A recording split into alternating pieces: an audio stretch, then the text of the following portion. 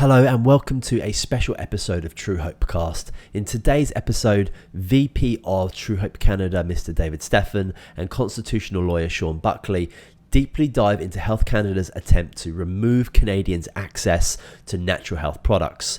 David and Shawn discuss the dark history of Health Canada's dangerous tactics that have directly resulted in the death of many Canadians, and what actions you can take today to protect your access to life-saving natural health products. Be sure to follow us on Spotify, iTunes, Facebook, Instagram, Rumble, and Twitter. Enjoy the show. All right. We are live. For everybody watching, you probably know who I am. You're probably watching this from my Facebook feed, David Stephan. And today we have an awesome guest on board, a guest that our journeys in life have crossed paths over the past 2 decades numerous times. And his name is Shawn Buckley. He's a lawyer, and I know he's a lawyer personally, and we'll get into that story in a bit here because I've spent a considerable amount of time within courtrooms over the past 2 decades with Shawn Buckley. And today we have him on because there is something going on in Canada where we are seeing at risk the removal of natural health products, which many of you have an interest in. Many of you who have followed me over the years have a real interest in natural health. Many of you have had issues with allopathic medicine. And so there's a major issue going on in Canada right now. And Shawn Buckley is currently spearheading a movement to help restore our rights to natural health products, as well as alarm people or alert people to the risk that's currently going on so that meaningful action can take place. Shawn, thank you for coming on today. I don't know if that intro did justice, but here we are. David, it's just a pleasure. And it's just a pleasure to see you again. So, well, thank you so much for coming on. I know that you've been really busy lately. My understanding is you've been doing numerous podcasts a day, even with all of this going on. That you've been quite busy educating Canadians abroad as to what's going on, and that action has to take place in order to ensure that we have access to meaningful, helpful, life-saving natural health products that the majority of Canadians have come to rely on over the decades. So do you want to kind of fill us in a little bit as to what's going on? Sure.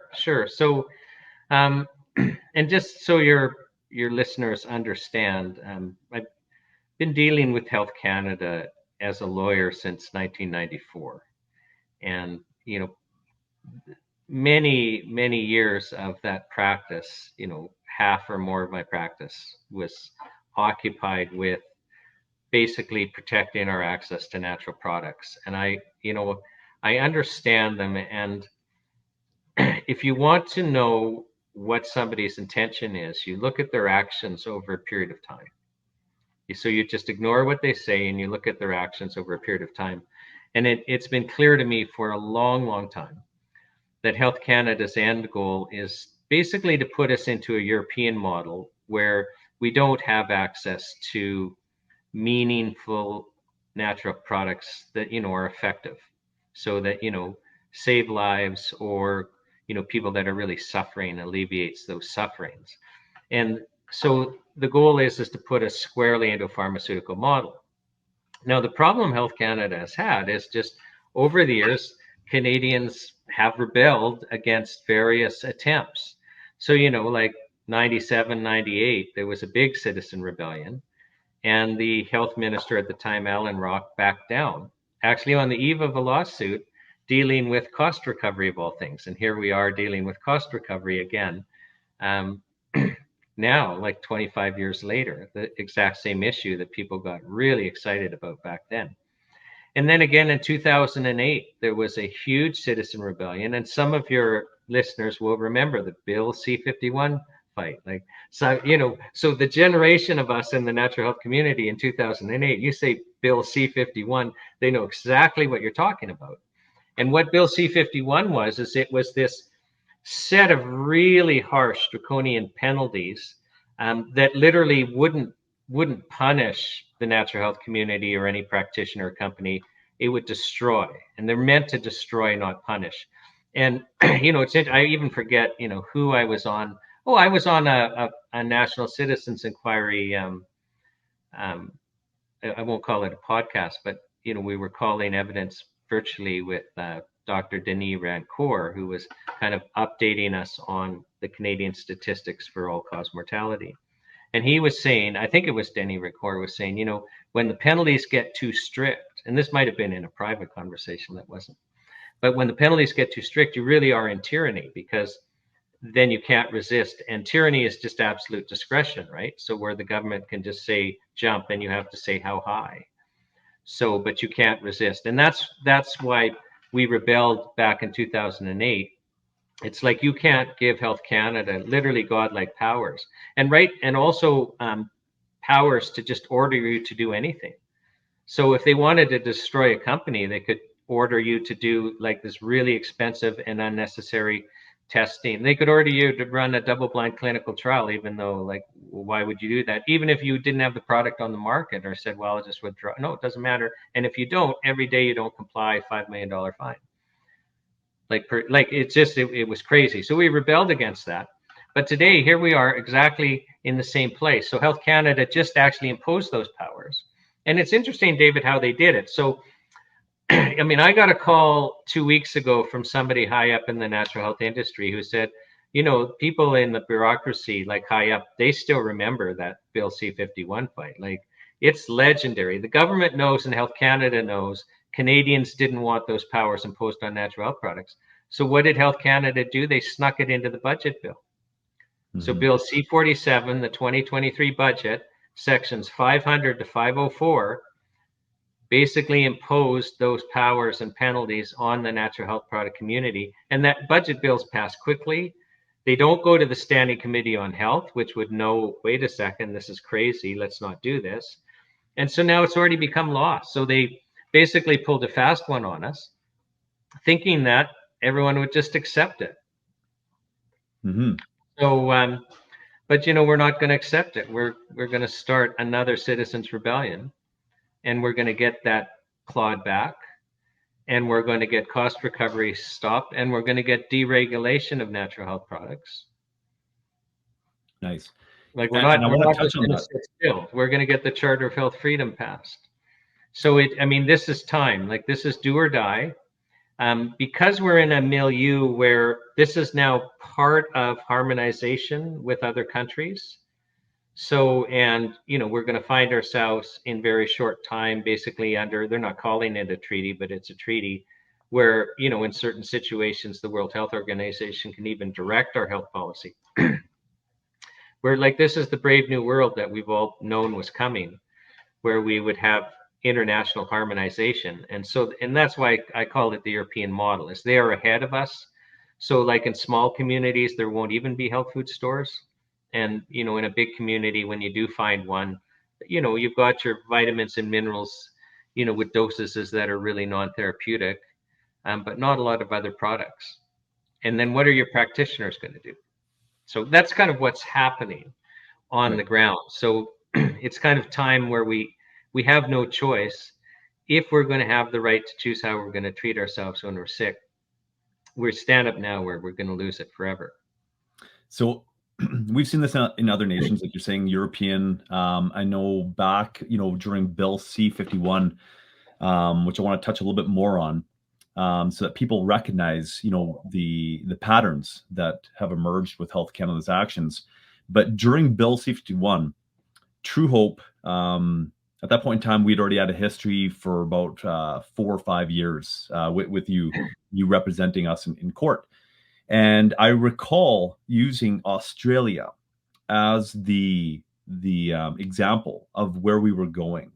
And that at that point in time, and I'm not sure if they've had a major health reform or whatnot, and I doubt it, but back then we were utilizing news clips that were showing how health food store shelves had become barren. Literally, they had all this infrastructure to house these products, to sell them, to merchandise them. And now they don't have the products to put on the shelves. They just weren't available. And so we have these examples of what overregulation will do to this particular industry or community.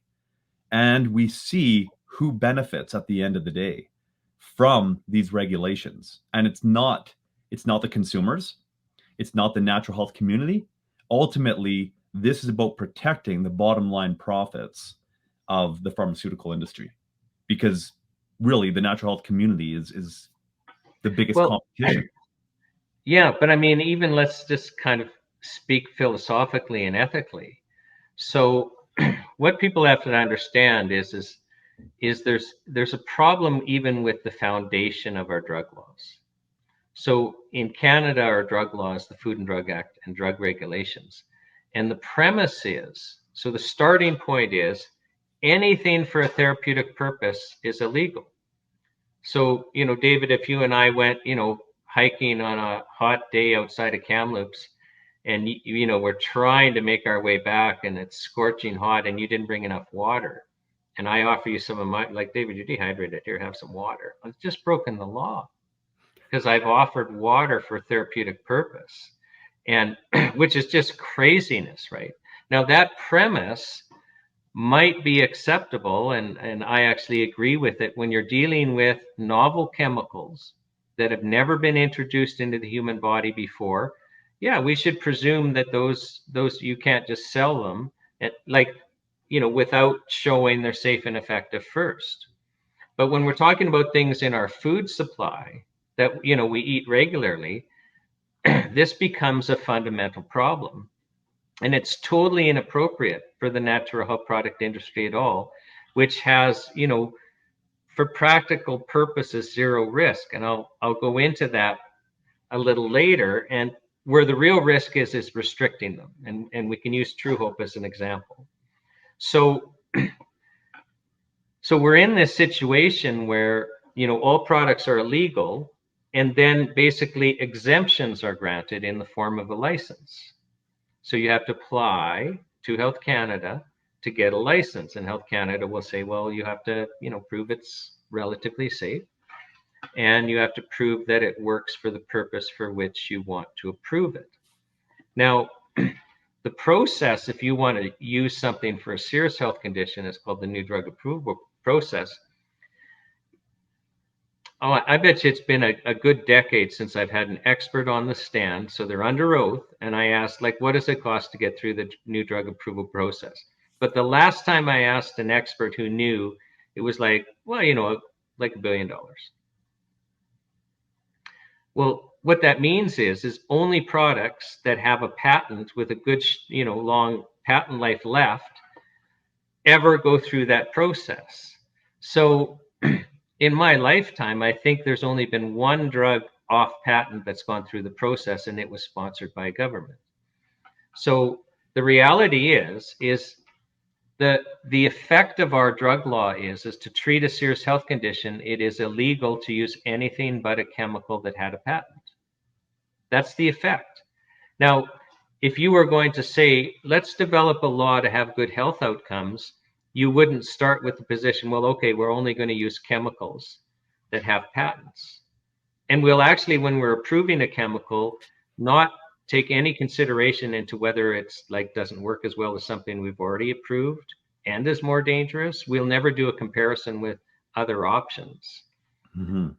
We'll just go through this blindly. But the purpose of the drug laws are to protect intellectual property rights. They're not to protect health. So if you look in the Food and Drug Act or drug regulations, and I challenge you, you find anywhere where there's a duty on Health Canada to protect our health or to protect any part of the public interest. It's not there. And David, so, when Truehope was charged criminally and I was acting as their counsel to defend them, and you reminded me, I think the Health Canada inspector's name was Sandra Jarvis. And so Sandra Jarvis is on the stand. And as a lawyer, sometimes you're wanting to set up the witness into a box where they have to answer, yes to a question, but you'll ask them a whole bunch of other questions beforehand to kind of construct the box so they can't get out. And so I'm doing this with her. And so you're asking questions, you're expecting them to agree with you. And one of the questions I had was something like, well, as a Health Canada inspector, you're there to protect our health. And I'm expecting a yes. And she won't give me a yes. And I actually clearly remember, like, when this happens to you, when you're the lawyer up there, you have to keep your poker face and pretend like that's the question or answer you were expecting. But I kept trying to circle around and get her to say yes. And finally she explained, no, we're not, Health Canada is not there to protect your health. Health Canada is there to enforce the Food and Drug Act and regulations. So, and remember, I just told you there's nothing in the Food Drug Act and regulations to protect health or to get good health outcomes. It's not there. So Health Canada, despite all their public messaging and even their name, their name is totally Orwellian, but they're there to enforce the Food and Drug Act and regulations. They're not there to protect our health. And, most of their budget comes from charging the chemical drug companies fees to get through this licensing process. So we also have a conflict of interest. They exist because they charge the chemical drug companies large fees. Yep. So even without thinking anything nefarious, although that wouldn't be inappropriate in this case, just common human nature, you're going to favor, where you're the person or groups that butter your bread, so to speak. Yeah, in essence, they're being funded by big pharma. I want to circle back to real quickly here about the court case, and I want to provide a little bit of context to that as well, because a lot of the viewers here may not have been really in touch with the natural health industry and what we were going through and what we were really at the forefront of back in early 2000s, which many people that were aware of it, if we were to fast forward to my personal court case with my wife and I over the death of my son and the manufactured case that took place out of that for a nefarious agenda, many people say, oh, that it's a continuation of a vendetta that the government has against you and your family. And so before getting into the context, though, I want to highlight the seriousness of it. You categorized how you'd box Sandra Jarvis in and how basically she came out clear that no, as a Health Canada inspector, it's not our job to ensure that the health of Canadians is really being protected.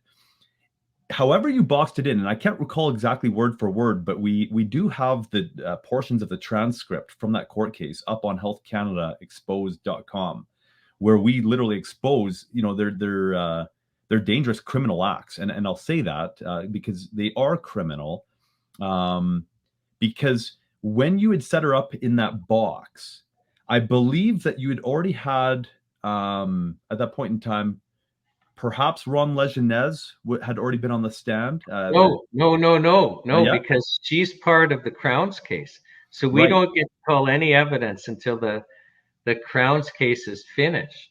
And, I also just thought of the 1-800 crisis line notes. So, like, if you're trying to suggest that she would have an understanding that what they were doing was harmful at the time. Oh, absolutely. I mean, absolutely. So if you recall, and maybe we'll just give your viewers some context. I know I'm assuming because this is a Truehope show, they understand that EM Power Plus was created to treat bipolar disorder. And especially early on, I mean, the people that were on the protocol and being managed, like, they were the worst of the worst. Mm-hmm. And it was largely word of mouth that was happening. We're talking about people that would be involuntarily committed regularly to psychiatric wards. Yeah, right. And that cohort of people has a very short lifespan. I think it's an expected 5 years from when you start becoming that severe. Right. We were working with basically psychiatric outcasts that the medical system couldn't. All the approved drugs did not work for. Exactly. And they weren't calling us True Hope. Oftentimes they were calling us their last hope, meaning that we were they were at the end of the rope and they were desperate to try anything. And so that's how they came in contact with us. And as you say, word of mouth at this point in time, the only thing that was really propelling our business was the fact that Discovery Health had put out in September of 2002 a full-length documentary that they pushed into 50 different countries and translated into multiple languages. And so that was really how the information was getting out there, that there was these supplements that were correcting bipolar and other mental health conditions. Right. So, but the point I was trying to make is that at the time we're talking about, when Health Canada went after Truehope, I mean, a large percentage of the people interacting with Truehope, it's life and death for them. It is life and death. They were serving a death sentence, and they come across eMpower Plus and they get well, because you and I know if it's going to work, and it works 80% of the time, like it's like the light switch goes off and you're not sick anymore. So they go out and their lives back. And I mean, I can tell your viewers, I mean, I called several of them to the stand during this court case, and I mean, there was just no question they were serving a death sentence, and disabled, couldn't work, couldn't go to school, and then they're normal people again. So and every single one of these people, whether I put them on the stand or they were people I interviewed as potential witnesses, what caught me off guard, David, because I didn't have it in my list of questions, it didn't even occur to me to ask, but 100% of the people I interviewed as potential witnesses that had been on, using eMpower Plus to manage a serious health condition, 100% of them explained to me they had a suicide plan, that if they were going to kill themselves before they ran out of product, because they were not willing to go back to the life they had before. And I wasn't ready for that, because I didn't understand that what they were experiencing when they were not well was just so awful and so hard to take. And it so explains why they're suicidal. Mm-hmm. And their lifespans are so short. So, I mean, this was totally life and death. But remember, there were letters and letters and letters and calls. So what happened was, and this is for your viewers, I know you know this, David, but the products manufactured in the United States, or was back then, and it was shipped across the border. So Health Canada tells Truehope, you have to stop selling, you don't have a license. Let's ignore that back then you couldn't get a license. Every health product in every health food store didn't have a license. So why are you singling out, like there's probably 80,000 products on the market, and you're picking one and saying you have to stop selling because you don't have a license? And Truehope wouldn't, because they knew a whole bunch of people would die. And they're saying this, but doctors and psychiatrists and people whose lives depend on it, they're writing and calling, and that was all documented. Like Health Canada knew there would be a bloodbath if Truehope complied and took the product off the market. Right, and their paperwork, I think you had received their paperwork through an ATI, access to information, or something like that. No, it was the regular disclosure. But I do want to get to the 1-800 crisis notes. Yeah, because. And the point is Sandra Jarvis, she would know this as an inspector. Yes. And like, people were so excited inspectors would get called. So for Health Canada to pretend that they didn't know that their actions were putting people in danger is outrageous. Mm-hmm. And then so many people are calling the minister's office to complain about this, that we find that the minister's office, so they called it the 1-800 crisis line, and publicly they announced this, and the public messaging was, well, a whole bunch of people, have these questions and they're fragile. And so we've set up a professional line with, experienced counselors to help them. And so the public messaging was, as you think, oh, like the public would go, is this ever kind of Health Canada? Well, we find out through disclosure, no, they were just annoyed and with the number of calls. So they set this up. So if you called the minister's office, as soon as you mentioned Truehope or eMpower Plus, they would press a button and you're transferred to here. So it was so that they wouldn't have to talk to you. But these people took notes. And wasn't there like 800 pages of notes or something like that? Yeah, no, my recollection is that there was over 1,000 calls that had been lodged. And so, well, then it'd be over 800 pages. Like, it's just, I remember it was a crazy, and these are just people pleading. You remember that they weren't willing to disclose those notes. Well, I'm gonna tell the story. Oh, go ahead. So, but these are notes of literally, you cannot read the notes. You have to stop. You have to take days off because it's people pleading for their lives and being ignored. So, yeah, we knew these notes existed from some disclosure prior to trial.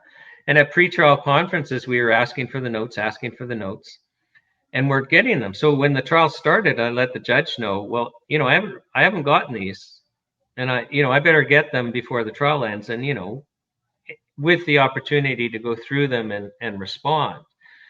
In fact, in retrospect, we should have just asked for an adjournment before. But everyone's anxious to get this done, and we have witnesses coming literally from all around North America. And so it's, when we had a good case, so we thought, let's run it, right? But the Crown, well, I'll look into it. And then day 2, we raise it again, and, I'll look into it. And I forget now if it was day 3 or day 4.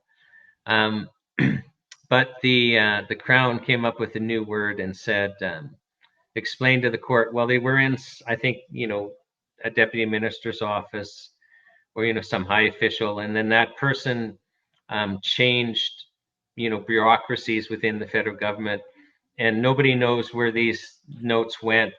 And so they were undiscoverable, a new word. I don't think it's made its way into the dictionary, but hopefully soon. So these were undiscoverable documents. And the judge went ballistic on the Crown and said, if the defense doesn't have them, well in advance of the close of the trial, that, he would entertain a motion to dismiss. So magically, before the day is out, we learn that these undiscoverable documents have been found. And as, the court day was proceeding, were being faxed from Ottawa to the Department of Justice, and that we would have them delivered to us, that evening.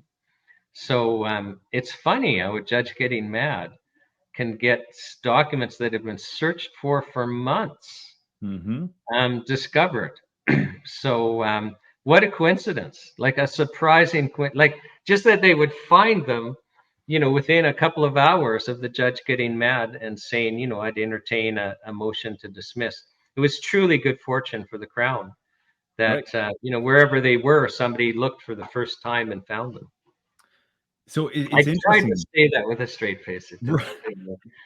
Well, and I remember that. I remember that. I mean, I was obviously a lot younger then, played a much different role in Truehope at the time. And but I was, attendant for the court case for basically the entirety of it. And it was really interesting to see that, your recollection coincides exactly with mine, where in the morning, this discussion comes up, and then, later that day, all of a sudden, you have these documents, and we're heading off to the printer, and I think we're making multiple copies of them and stuff like that, so that everybody can go through and start highlighting. Yeah. I remember there was a big rush surrounding the process of these documents, if I'm remembering that part correctly. Mm-hmm. And so I want to just nail on this though real quickly, so people understand the criminal nature, and I'm not being I'm not over exaggerating or anything here. The criminal nature of the actions of Health Canada. Because yes, it was well known that there was a crisis, hence why they set up a crisis line, a crisis of their own creation over a multivitamin that they were saying you need a drug identification number for, but they weren't willing to give a drug identification number to a multivitamin to, get to pass or to. Well, they're still not. Right. I mean, so you guys are licensed for what? What's the label claim? Supports mental health and well-being, if I recall correctly. Yeah, nutritional support for mental and physical well-being. That's it. Like, super so what the heck is that? And I know that Tony Stephan was told, and I forget who the head of the NHPD was at the time, that they know your product, they know the product works, but there's no way they would ever approve it to treat bipolar disorder. Yeah. So, I mean, they know it, but just so your viewers understand. So here, they had advance notice before they started restricting it at the border from psychiatrists and doctors and people themselves who relied on it or family members on their behalf. It was clear message. There's going to be deaths. There are going to be deaths. Don't do this. Now, can you imagine you're in a job and you're about to do something that's going to lead to people's deaths? Yes. Like in any other context, you're charged with homicide. Like you can't even claim willful blindness. You have all this communication. And then once you start restricting the product and people are going ballistic, you're having professional counselors document, like you say, if there's 1,000 calls, there's got to be 2,000 pages plus. So thousands of pages of people pleading for their lives. And then let's not forget the Canadian Mental Health Association, which every time there was a suicide, Ron Lajeunesse, the Alberta branch president, would hold a press conference to try and shame the government and Health Canada into relenting about the deaths. Right. And he testified, under oath during that trial that he was aware personally of 2 deaths, personally, of people that he knew personally, where they had committed suicide based on what Health Canada had done in restricting access to the Empower Plus. And this was, again, so remember I said when I was preparing witnesses, 100% of them said they had a suicide plan in place.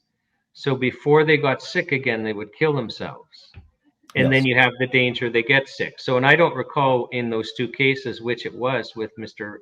Lajeunesse, but he went to more than 2 funerals. So those are just 2 where he personally knew the people. Mm-hmm. But he went to other funerals of people that the Canadian Mental Health Association were clear were dead because Health Canada was restricting the Empower Plus. And again, so I mean, if you need to understand the mindset, this was about protecting intellectual property rights. It had nothing at all to do with health. Right. Clearly. And just hang on a second. Yep. So I forget the numbers, but there was a large number of people that fell off of the Truehope database and never returned. That's and correct. We have to assume those people died. Yeah. So, I mean, so were there 500 deaths? Were there 1,000 deaths? How many deaths were caused by Health Canada for restricting this single product for a short period of time? Yeah. Yep. Okay. So now we're talking risk. And I think this is important when we're talking about Health Canada taking products off the market, because what Health Canada does, and in this recent Auditor General's report that Health Canada is using to help justify their actions, is they assume that natural health products are risky. In fact, earlier on to support, so this self-care framework that this is a part of started in 2017, and where Health Canada toured the country, basically putting on a slideshow and explaining, well, we're going to do A, B, C, D, and E, and it's non-negotiable, and this is the order we're doing it. And by the way, they're following that order to a T. And so I can talk about some other things coming down the pipe, and we can be confident they're coming down the pipe because they're doing exactly what they said they would do in the order they said they would do it. But one of the justifications in 2017, like right now, they're relying on the Auditor General's report. Right. But back then they created this new meme called failed efficacy. So what their concern is that, well, the assumption is natural health products don't work. That's their PR reality. They don't come out and say it, but failed efficacy, well, people will treat themselves with a natural health product for a serious health condition, and they're delaying getting proper treatment. The word proper there? And that puts them at risk. So they're not seeking the medical doctor and the chemical pharmaceuticals proper treatment. So there's the risk of failed efficacy. Mm-hmm. I mean, so there's this PR assumption that natural health products don't work. And isn't that funny, that here we're on a Truehope podcast where, like, are there, 500,000 people that are only alive today because of a vitamin mineral supplement after they tried all the approved treatments and they didn't work? Yeah, exactly.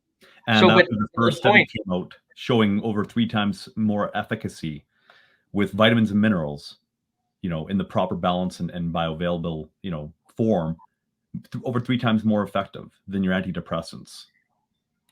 Go figure. Yeah, well, I'm not surprised surprised about that, and that may not be a very good comparison when you realize how ineffective they are. But back to risk. So they just assume that there's no benefit. And here we've just discussed a court case where actually the court found in their oral reasons that there would have been more deaths if Truehope had listened to Health Canada, not in their written reasons, in the oral reasons. Yep. So we have this situation where, just using Truehope as an example, there were a large number of deaths and a great number of people that were only alive because they didn't run out, because they formed smuggling rings across the country and things like that to prevent that. So what you have to understand is when you're doing a risk analysis, you look at, well, what's the risk of removing something from the market also? But Health Canada never does that with natural health products. And I mean, I could give other examples where thousands of people were only alive because of a single natural health product. So, but what Health Canada does, and the Auditor General does, and any other government agency or pressure group or the mainstream media, is they'll try and find a bad case. And like, ooh, this is scary. Look, be afraid, risk, without ever asking, well, what's the risk of removing it from the market? And then also without giving you any comparison. So just even ignore natural health products, and what's happening is whenever the government's telling you you're at risk, you have to somehow find out, well, what statistically actually is that risk? Like out of 1 million Canadians, how many of us are going to die from this? And then compare it with other risks per million Canadians. So, and when we do that with natural health products, we find that, let me use peanut butter as an example. So peanut butter kills a number of Canadians every year. It's a fact. And, you know, the worst part is a number of those Canadians that are killed are our most vulnerable, like kids. They eat peanut butter and they have, you know, an allergic reaction and they die. And there's even a larger number that don't die, but they're hospitalized and they need serious medical intervention to stay alive for a period of time until they get through it. And so we have all that trauma, both for them and their families, with that experience. And, you know, what flows from that down the road. But the entire natural health product industry, I mean, I've never seen a credible report where we can say, oh no, this is a death caused by a natural health product. Although, and now it is a little dated. I'm guessing maybe it's about 12 years ago, I did an access to information request to Health Canada because I wanted to know, well, how many deaths have been caused by a natural health product in all of our history? Like, let's have, if we, the broader time range we're looking at something, the better idea we have of risk. So I did an access to information request and I said, you know, well, Confederation was 1867. So since 1867 to, you know, the time of the request, please provide to me, you know, all information you have of deaths caused by a natural health product as that term's defined in our natural health product regulations, which is a really broad definition. I mean, it's everything you find in a health food store. And Health Canada got back to me and said, well, come on, we can't go back to 1867. But in 1965, we started a rather robust adverse reaction reporting system in response to the thalidomide disaster. And so we have pretty good records from 1965. So if you'll amend your request to 1965 to the present, I said, sure, hard at it.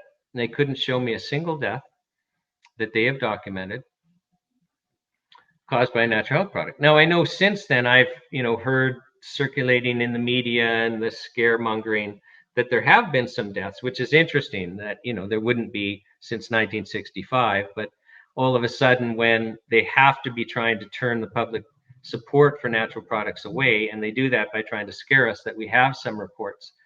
But even, let's say there have been deaths, and that's a reasonable assumption. I mean, not every death gets reported to the adverse reaction database. And we're talking about such a large number of products that let's assume there have been deaths. Like that's not an unreasonable position to take. But the point is, there's so few we can't point to any realistically. And or even if we can only point to a handful, which would mean back to the peanut butter example, because remember you have to compare likelihood. So peanut butter causes, I don't know, like 50, 100 deaths a year in Canada. It's actually hard to tabulate because the provinces do it differently and they don't all make it into Stats Can. Right. But let's say it's 50 a year. So it would mean 1 year of peanut butter use in Canada, 1 year is more dangerous than all of our history with natural health products. Yep. And not a single one of us would give up our right to choose to access natural health products to protect us from the risk of peanut butter. Not a single one of us would give up that right. Mm-hmm. So why are we giving up our right to treat ourselves when we're sick? And this is more serious than just these powers being imposed. So Health Canada is also bringing in cost recovery. So they're right now, natural health product companies do not pay for site licensing and. Let's not go there yet. Let's not go there quite yet. Okay, because the point I was going to make is we're going to lose our natural health practitioners. But as long as we get to that, because let's get back there about the impact this is going to have on the whole natural health community or industry and what this means to people. But before doing so, when we're taking a look at this and you're trying to create a risk benefit assessment on it, that even if there was a few deaths, right, and you have some people out there, one death is too many. But you have to balance that on how many lives are saved every year. And really, the scales are so tipped in reality that this is prolonging people's lives. Using natural supplements, it's improving their quality of lives, and in many instances, it's actually life saving. And we hear that so often in the sector that we're in, where we're helping people with mental health conditions, where we literally have people come and saying, you saved my life. Right? We hear about you saved my marriage, whatever. But even more importantly, so let's say that the reality was they were way more risky than they are.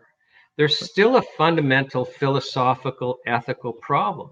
So David, let's say you're one of these people that, rapid cycling, severe bipolar disorder, you're getting involuntarily committed to the psych wards. And you have tried every approved chemical drug, and and your life is literally a living hell. Like you have no quality of life, and like I still can't get my head around 100% of people that had found relief with the Empower Plus that I interviewed, preparing for that trial, that 100% had suicide plans. Because they wouldn't go back. Like I can't conceive what their lives were like. So even if there was risk, you mean you're telling me we don't have the right to choose? And Truehope was being perfectly honest with the amount of research they had and didn't have. But you mean, so my point, I'm all for, you have to share all the information you have, even if it's none. Like what about at the very beginning when it was the quad program with Tony and David, and Empower Plus didn't even exist yet because they hadn't run into the problem where you needed a consistent product. Right. And then even when the first product was made, it's like people knew they were the research. Right. Yeah, well, we have this anecdotal evidence. It's helped this person, this person, this person. I mean, you're coming to us asking if you can do it. And yes, but you have to be filling in these questionnaires and be managed because we're trying to compile the data. Like they were perfectly honest. Can't a consenting adult, desperate or not, don't we have the right to make that choice? But Health Canada, when they're over-regulating these products, like we've had, the product doesn't exist, then you don't have the choice. Right. Exactly. And that was the thing, is that people knew that, first of all, it's their last hope. They're willing to try anything. They'd heard something about what we were doing, and they were coming to us. And then when the first study came out, and this is going to segue into a video clip here real quick, just to give some real context to understand what we're looking at here. like what the reality of this is. But it's actually going to be even worse because we're in, uncharted territory here now in Canada, at least. I mean, other nations have gone through this, but we know where that goes. But when the first study finally comes out in October of 2000, and it's groundbreaking, and it makes national news, and CTV National News covers it and interviews my father and all that, that now sets off this whole chain of events that leads to what this video is gonna show, that you're gonna be able to, on the tail end say yes, and this is where I fit in, and what took place in relation to the court proceedings. And then let's fast forward as to where we are today here. But I'm gonna add that video right now here, and so we get to sit back and watch for a couple minutes. In Alberta, Empower Plus has been helping Canadians with a mental illness known as bipolar disease, manic depressive. Tremendous cost to the individuals, a high risk of suicide. It felt like I was somewhere standing watching myself while I was here just bursting and like a volcano, all mad. This has brought me to recognize a new me, and has allowed me to become, a new person. Province of Alberta, when they heard about the effect that Empower Plus was having on Albertans, they said, why don't we look into this? There's huge costs associated with it. And Mr. Speaker, they set up a $544,000 study. The decrease in their symptoms is of a magnitude that is very impressive. Any medication that ever had this effect would catch a lot of people's attention. Health Canada hears about this and moves in to shut down the study. It's shameful. Mr. Speaker, I mean, is there no room for science to progress the treatment of disease? I know that for a decade before this supplement, I made over a dozen suicide attempts, and I really am lucky to be standing before you today. They sent the police in to raid this little company in Raymond, Alberta, and raid their computers, and has done everything to obstruct delivery of a product. I put in a phone call to Health Canada, where I was immediately flipped over to a mental health crisis line, where they have a script that says that you are mentally ill, you need to be under the care of your physician. Please go to the hospital. If you run out of your supplement, you will not have this dangerous drug anymore. We're looking out for your best interest. An informed consumer is a far better judge of their healthcare needs than any Health Canada bureaucrat in Ottawa. I just ask that you please let me keep my quality of life. Let me continue as a productive member of society. Now there's over 3,000 Canadians receiving help from this product, and yet Health Canada would move to take it off the market, Mr. Speaker. I love this country and I'm proud of my government, but right now I'm really scared at what they're doing. Is there no room for science to progress the treatment of disease?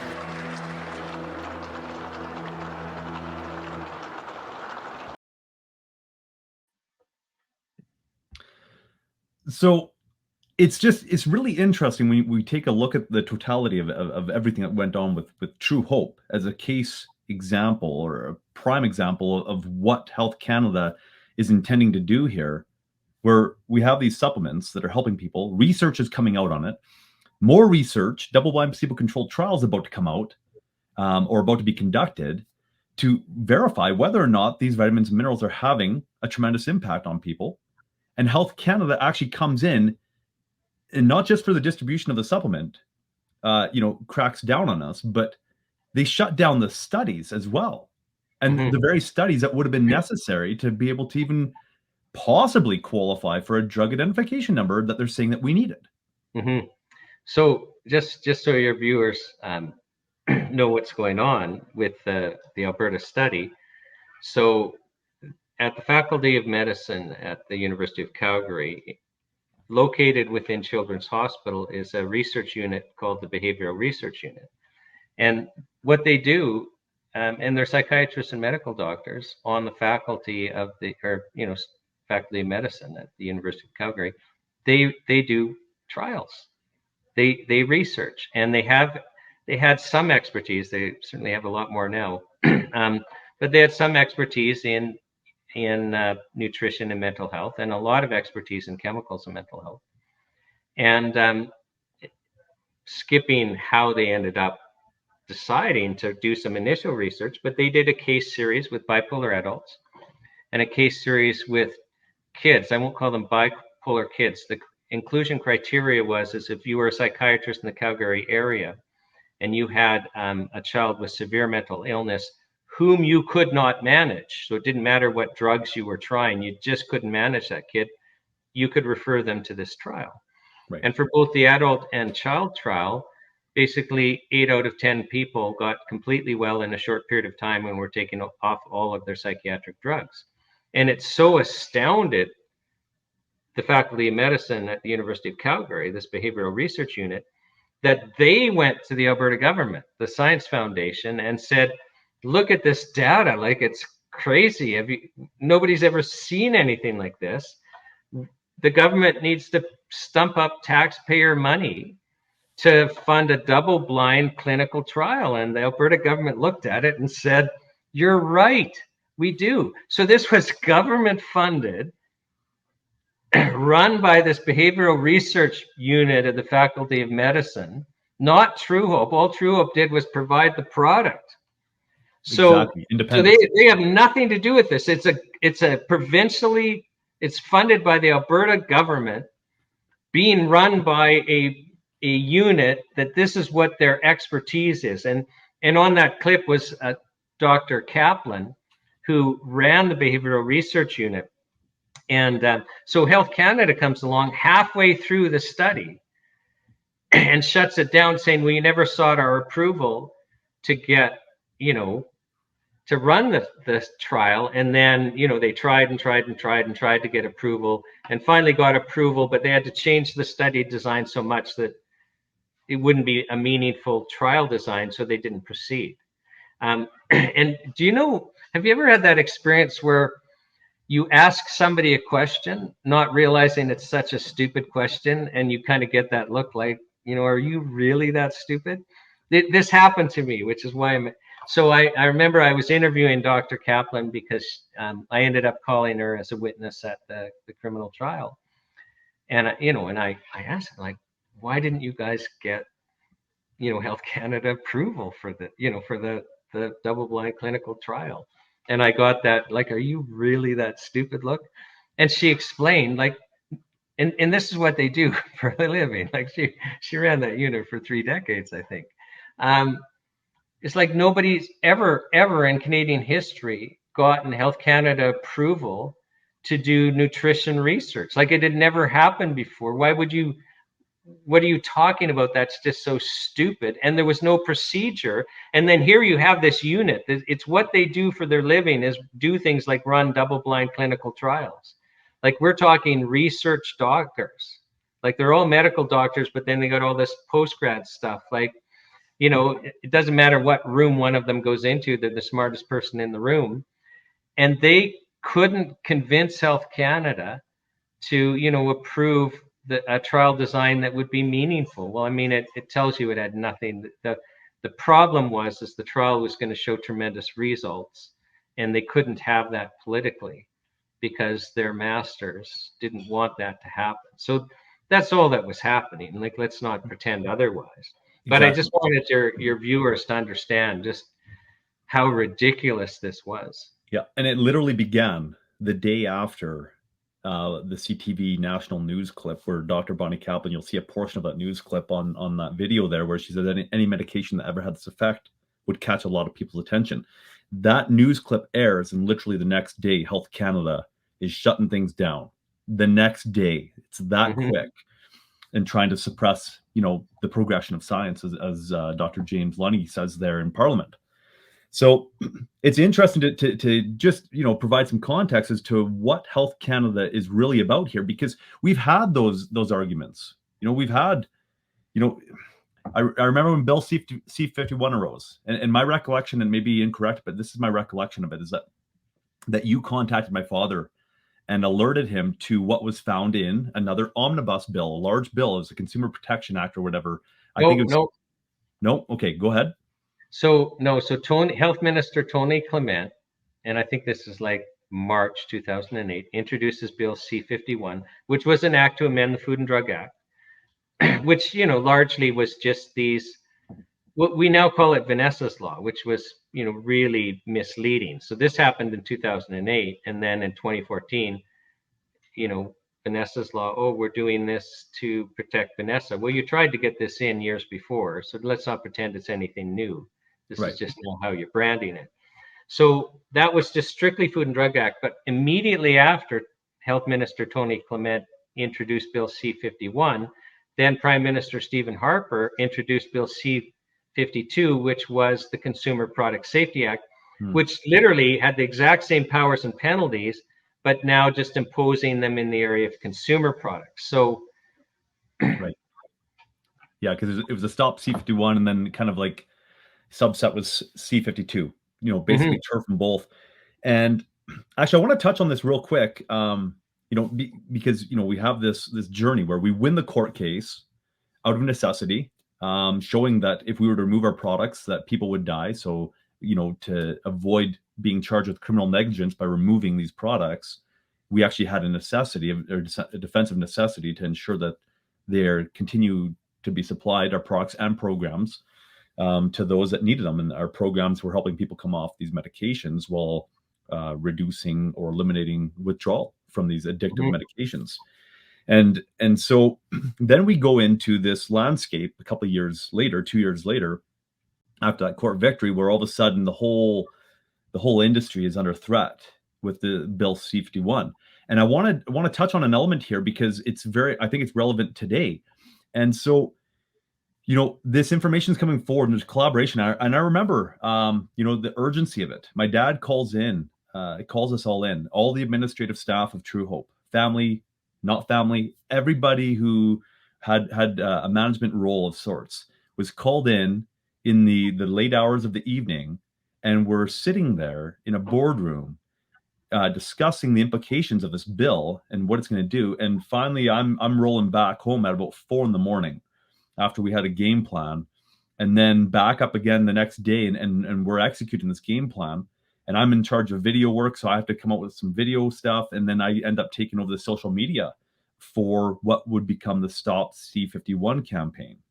And so we brand this the Stop C-51, and that was at the same time that we did the Health Canada Exposed website, showing Health Canada is not here to protect your interests as Canadians at all. And so we showed the court transcripts and whatnot, the jaw-dropping information that, that they knew that they were causing harm, but yet they were still proceeding and all that type of stuff. And so we get into C-51, and we start to disseminate this information across Canada to all of the retailers. We're making it known to the public. The news is picking it up at this point in time, because the news was still, they would still cover stories like this up until about 2010 is when I saw the shift there. But they're still covering this information, and it's now starting to get to the point that in every major city across Canada, there is a protest with all this Stop C-51 branded stuff.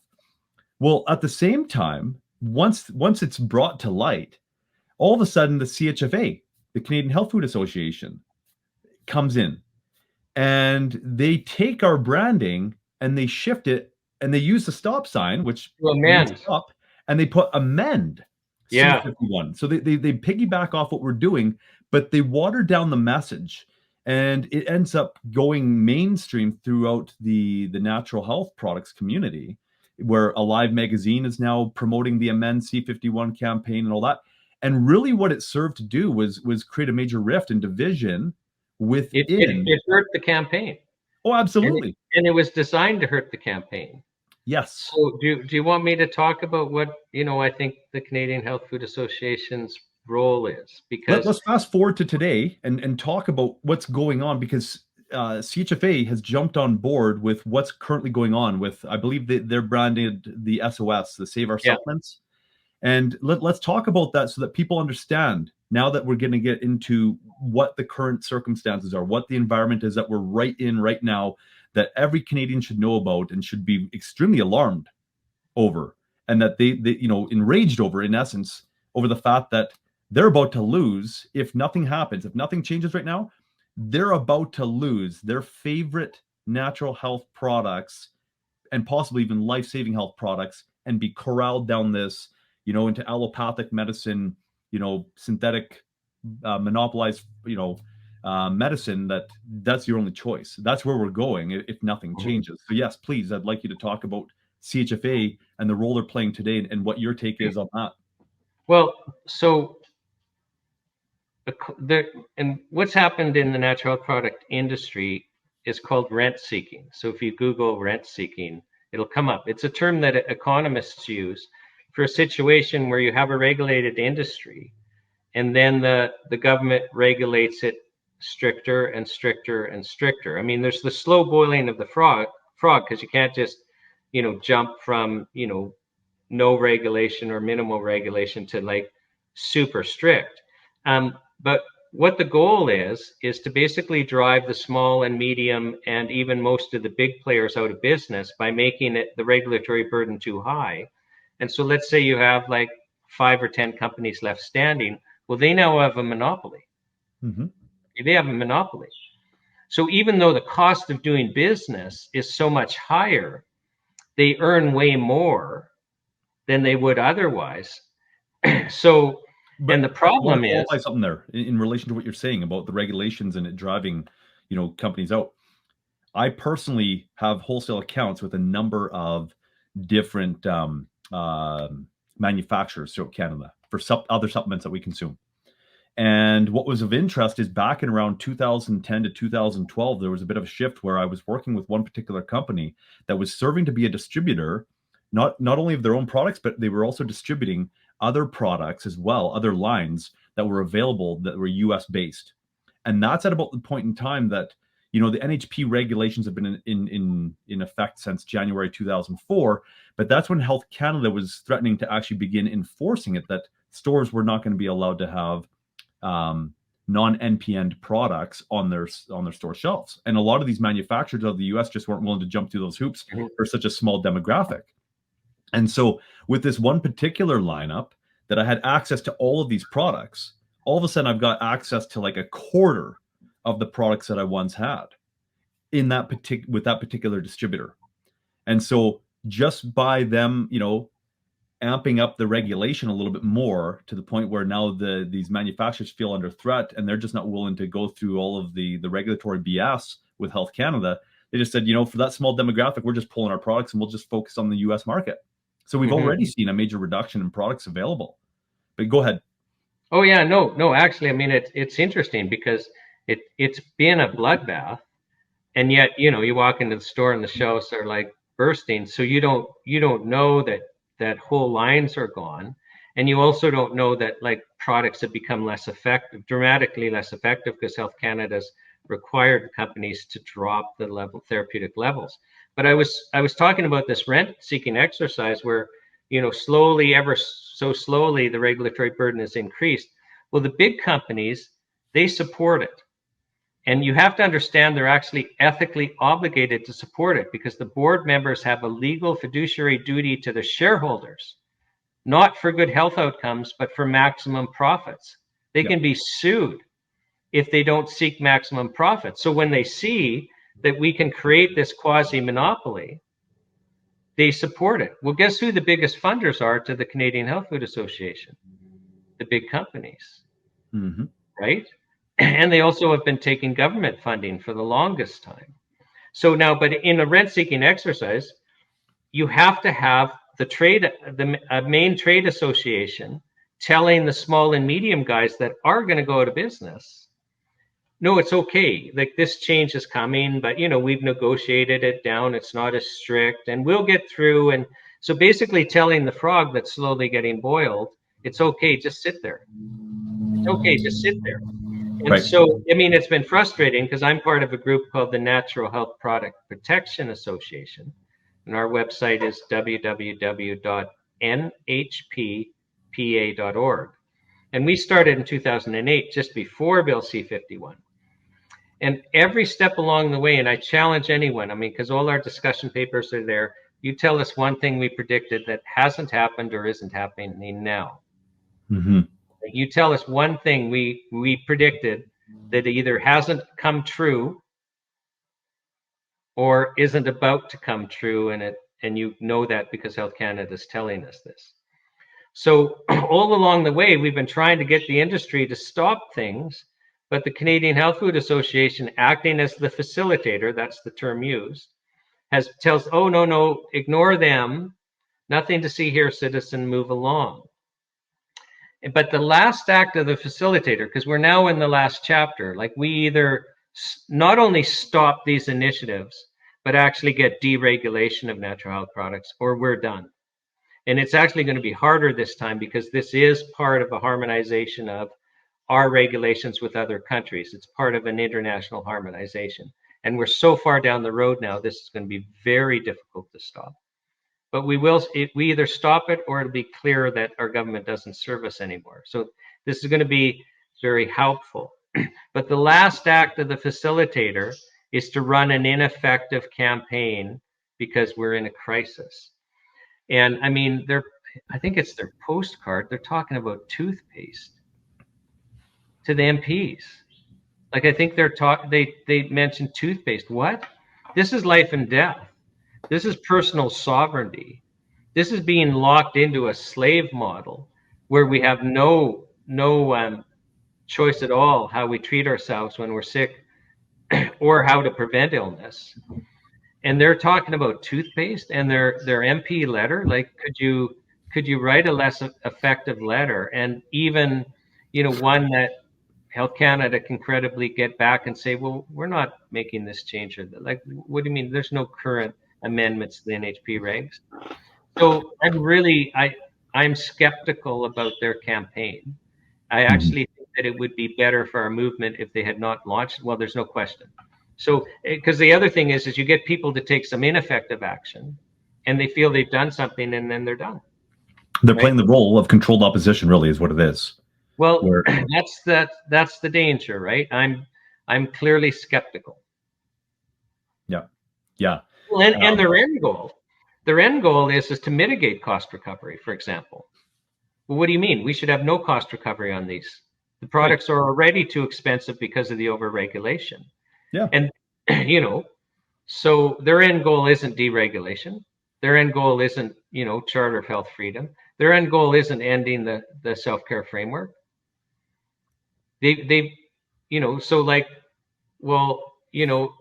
Our end goal is let's stop the trains. Their end goal is let's be orderly as we get into the boxcars. No. Okay. Well, so why are they running a campaign at all? Good question. Exactly. And what you're talking about is very reminiscent of, back in 2008. They weren't about getting rid of Bill C-51. They were saying, no, we need Bill C-51. Let's just change it, right? Yeah, and I remember, I think I wrote a second discussion paper on that to basically have to counter that. And I likely would have asked the question, and I know I did publicly, you show me one part of Bill C-51 that's good for the natural health product industry. Help me out here. Yeah. You show me one part. But again, they made it a harder fight. We won that fight. Well, now we've lost it. Now those powers and penalties apply. And but we pushed it off 15 years. We have to fight to get that undone. But, that was 2008. So we delayed it for 15 years. Right. But, they made it harder for us to delay it. Because, what a mixed message. Amend. I forgot about that. Amend Bill C-51. And they were still using, and they hijacked. Yeah, they hijacked our boxcars. Paint the boxcars. Yeah, yeah, and it was just shocking because it's not like they came out with anything original. They actually hijacked our branding that we had established, and now you have a stop sign that says amend. There's a complete visual disconnect even there, but it's because we had already branded. They were merely trying to come in behind and create that division, and they did a really good job of it because it put us as Truehope at odds with a lot of the health food stores, a lot of the retailers across Canada. They were divided. Who do we choose, right? Well, same as right now, right? We're in the process of at the NHPPA of, trying to construct the campaigns and the branding for the campaigns and get things going. And there's already been this parallel campaign that is ineffective, and now you're competing with, and you don't agree with their end goals at all.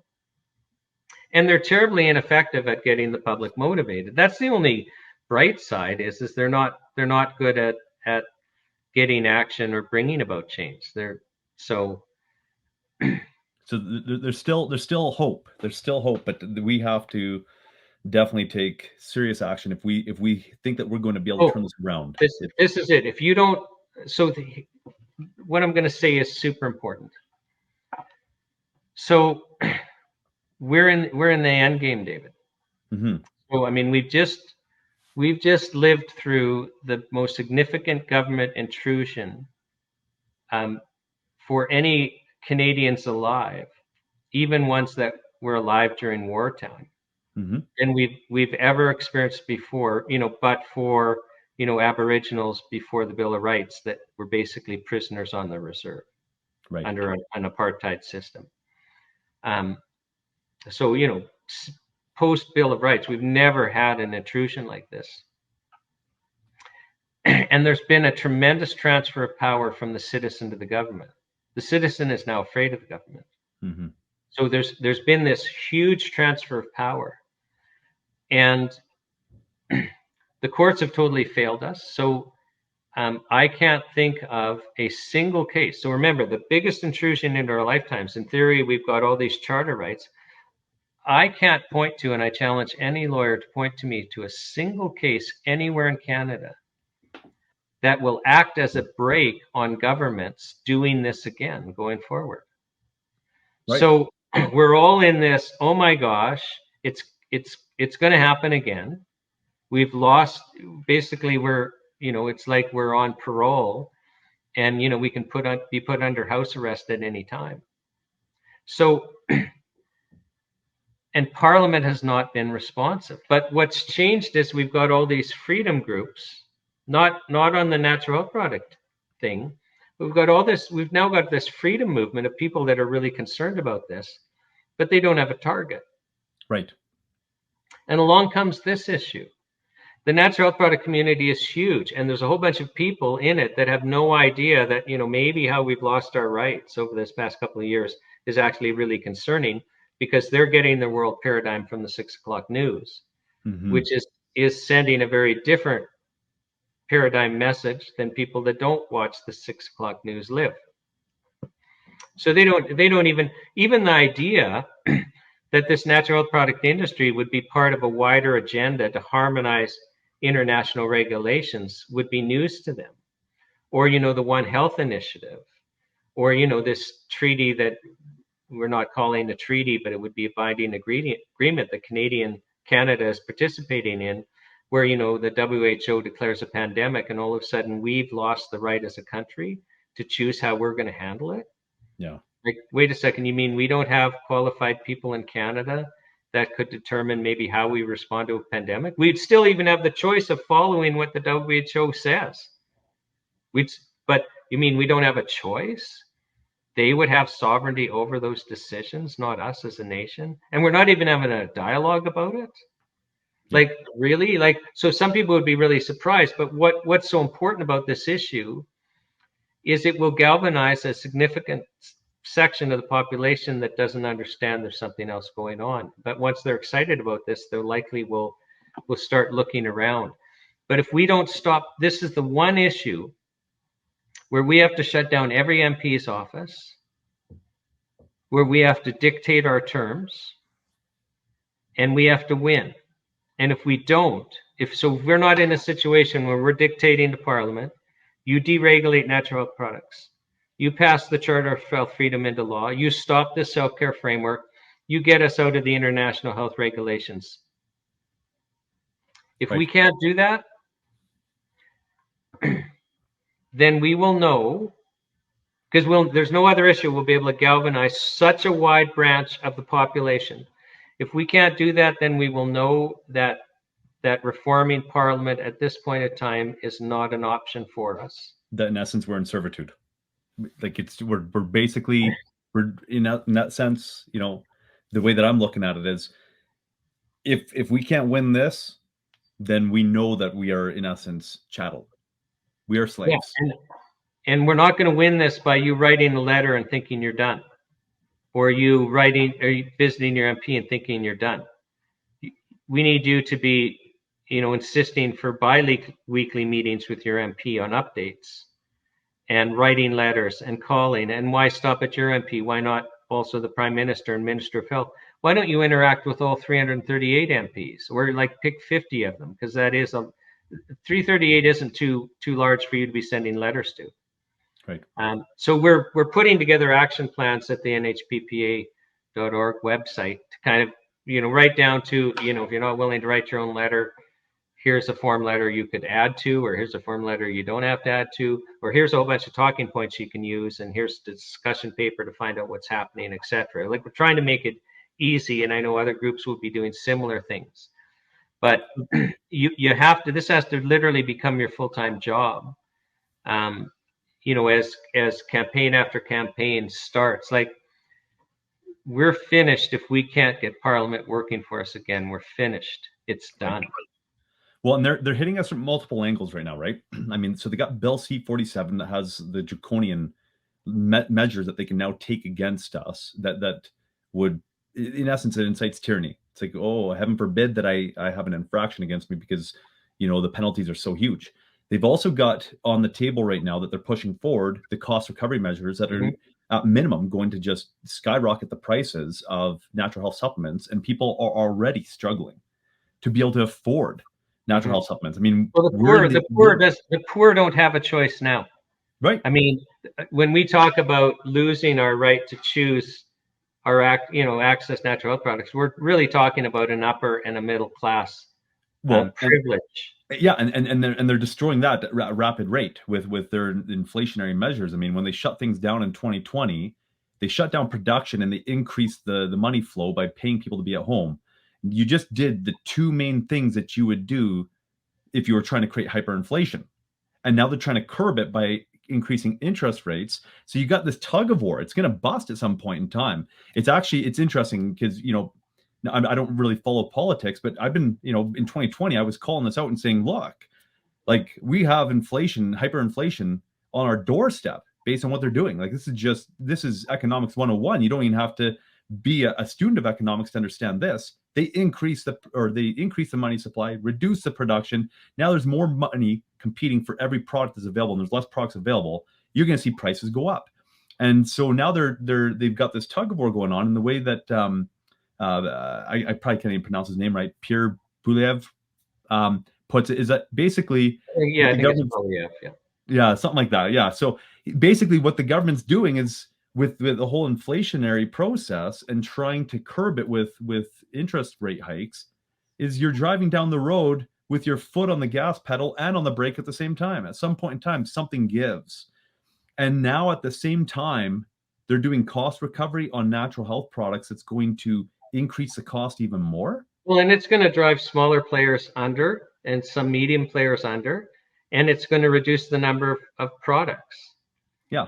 So, and I mean, and that's not even the worst of it, David. So what else is coming in under this self-care framework is a full harmonization of how natural products are regulated with the chemical pharmaceuticals. So ironically, they're reducing the regulatory burden for the chemicals, and then they're increasing the regulatory burden for the natural health products. So the cost recovery you're talking about, they're saying, well, we're going to use the fees to create a whole new enforcement arm to enforce these stricter regulations and to go out into the marketplace and make sure that nobody, basically to censor truthful health information. Because false health information, there's a section of the Act, fraud, and then there's fraud under the criminal code, and then our telecommunications law has provisions for fraud. Like, we're already protected if people are going to go out there and lie about things. Yeah. So we're talking about truthful health information.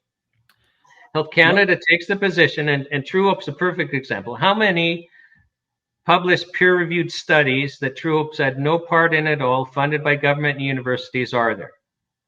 There's 35 medical journal publications being derived from over 24 studies. What you're talking about isn't something right now that's hypothetical or that they're likely going to do. Let's segue right now, and then we'll discuss this more. But this goes into censorship, like you're saying there, where they're going to go out and they're going to censor truthful information. They're going to do that. They're not going to do that. They are already doing that, and we've already had interactions. Over the last no, I know, but right now it's more reactionary. So either they, they hate you like they hate Truehope, or someone complains about you. It's very rare that they're actually proactive going out there and looking. But they're going to create a whole new arm of enforcers that go out and look, and then we'll get to the new penalties. Right, exactly. So, but where I was going is so there's 35 published studies that Truehope didn't do any of them. They're funded by governments and universities. And it's illegal for Truehope. And this is only according to Health Canada. There's nowhere in the Food and Drug Act that says you can't share truthful health information. And Section 2B of the Canadian Charter of Rights and Freedoms gives us freedom of expression. But Health Canada takes the position you can only talk about your label claims. So, supports mental health and well-being, or, so it's actually illegal for Truehope, according to Health Canada, not the law, to share with you truthful health information. Like my law practice is almost non-existent because for the last year I've been, volunteering full-time with the National Citizens Inquiry. But a little bit I had been doing recently was, for a handful of naturopathic doctors, because Health Canada is attacking them for, truthful advertising about some of the treatments they want, people to come and engage them with. And, I could run interference, or if Truehope ever hired me again, they're trying to, say we can't say things. Well, we could run interference before, because worst case scenario, what, are we looking at a $5,000 fine? But if we're looking at $5 million a day fines, like no naturopathic doctor can withstand that. So they have to comply. So now you lose the truthful health information, and they can shut Truehope down now. Like the fines are so outrageous, and they never charge you with just one. I mean, you're going to have 30 or 40. And if a court agreed, I mean, you're done. So we've got two websites. We've got Truehope.com. And that's our international website. We've got TrueHopeCanada.com that showcases the products right here that have the MPNs on them that are available to the Canadian market. And so TrueHopeCanada.com, in light of what you're speaking about, we've had to revamp the website on 3 different pages significantly just recently. So about a month ago, we actually employed powers. What's that? Because of these new powers. No, the new powers weren't even in play yet. Okay. This is where it gets concerning. See, it demonstrates that they're already moving forward with it. Oh, yeah. For the new power. So I'm actually going to show, it's about a 4-minute clip that's available on, if you were to go onto our website and you want to see all the research, which was all there, all the abstracts of the medical journal publications, whatnot. So, average person can go on, be like, hey, does this work for ADHD? Oh, look, here, there's 5-6 different studies that highlight ADHD. Let me read the abstracts and see, and I can make an informed decision. Well, we've had to make some changes. So I'm going to show you the video clip right here. It's about 4 minutes. So if you need to take a water break or anything like that, but I'm going to throw it on real quick. And then let's continue talking about that, because censorship is one of the aspects I want to talk about, especially in relation to the bill that they just put forward. And so if we can follow up with that afterwards as well and see, maybe how that will potentially affect our ability to fight this. Kind of addressing the risks, but let's just see. A topic that's been on the tip of our tongues here in Canada over the past 3 years, and yet within Canada is nothing new. You see, over 22 years ago, groundbreaking research came out of the University of Calgary that had initially been done on the Empower Plus for the treatment of bipolar disorder. It was so groundbreaking that CTV National News picked it up, and it went all across Canada, showing that there was a new hope for sufferers of bipolar disorder. In medical news tonight, there is new reason for optimism for sufferers of bipolar disorder, a condition that causes manic depression and a condition that affects hundreds of thousands of Canadians. According to findings of a small study presented today to the Canadian Psychiatric Association, a combination of vitamins and minerals may alleviate the disorder's debilitating symptoms. The very next day, Health Canada phoned my father and asked him, who gave you permission to speak on national television last night about what you've been doing with these vitamins and minerals? At the same time, the Alberta government was funding $544,000 into a double-blind, placebo-controlled trial to further substantiate the effects that these vitamins and minerals would have in correcting various mental health conditions. Health Canada shut that study down, preventing the progress of science and ultimately preventing you as an individual and the general public from having access to this very meaningful information that would allow for you to make informed choices. Fortunately, the research continued across the world in various universities to the point now that there's 35 medical journal publications on the Empower Plus demonstrating its effects from over 24 studies on various mental health conditions. Conditions like anxiety and autism and Asperger's, major depression, bipolar, psychoses, helping to heal from traumatic brain injury, and also alleviating the detrimental effects of PMS. You've come to this tab on our website to look at the various medical journal publications on Empower Plus. You no longer have access to those medical journal publications because that censorship continues on today. And we've just been notified by Health Canada that those medical journal publications are not to be on our website and available to you as an individual unless those medical journal publications and the topics that they discuss in relation to Empower Plus correcting these conditions is pre-approved by Health Canada. Censorship. A very relevant topic that we've all experienced over the past 3 years. It's not going away.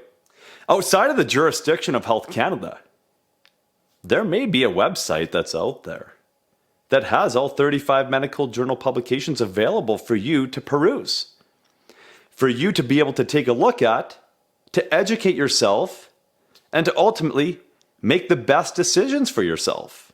The decisions that Health Canada doesn't feel that you're capable of making. And neither do they want to provide you with the information necessary for you to be educated as a consumer. We would encourage you to dig a little deeper and see what you can find outside of the jurisdiction of Health Canada, who has a long history of censorship.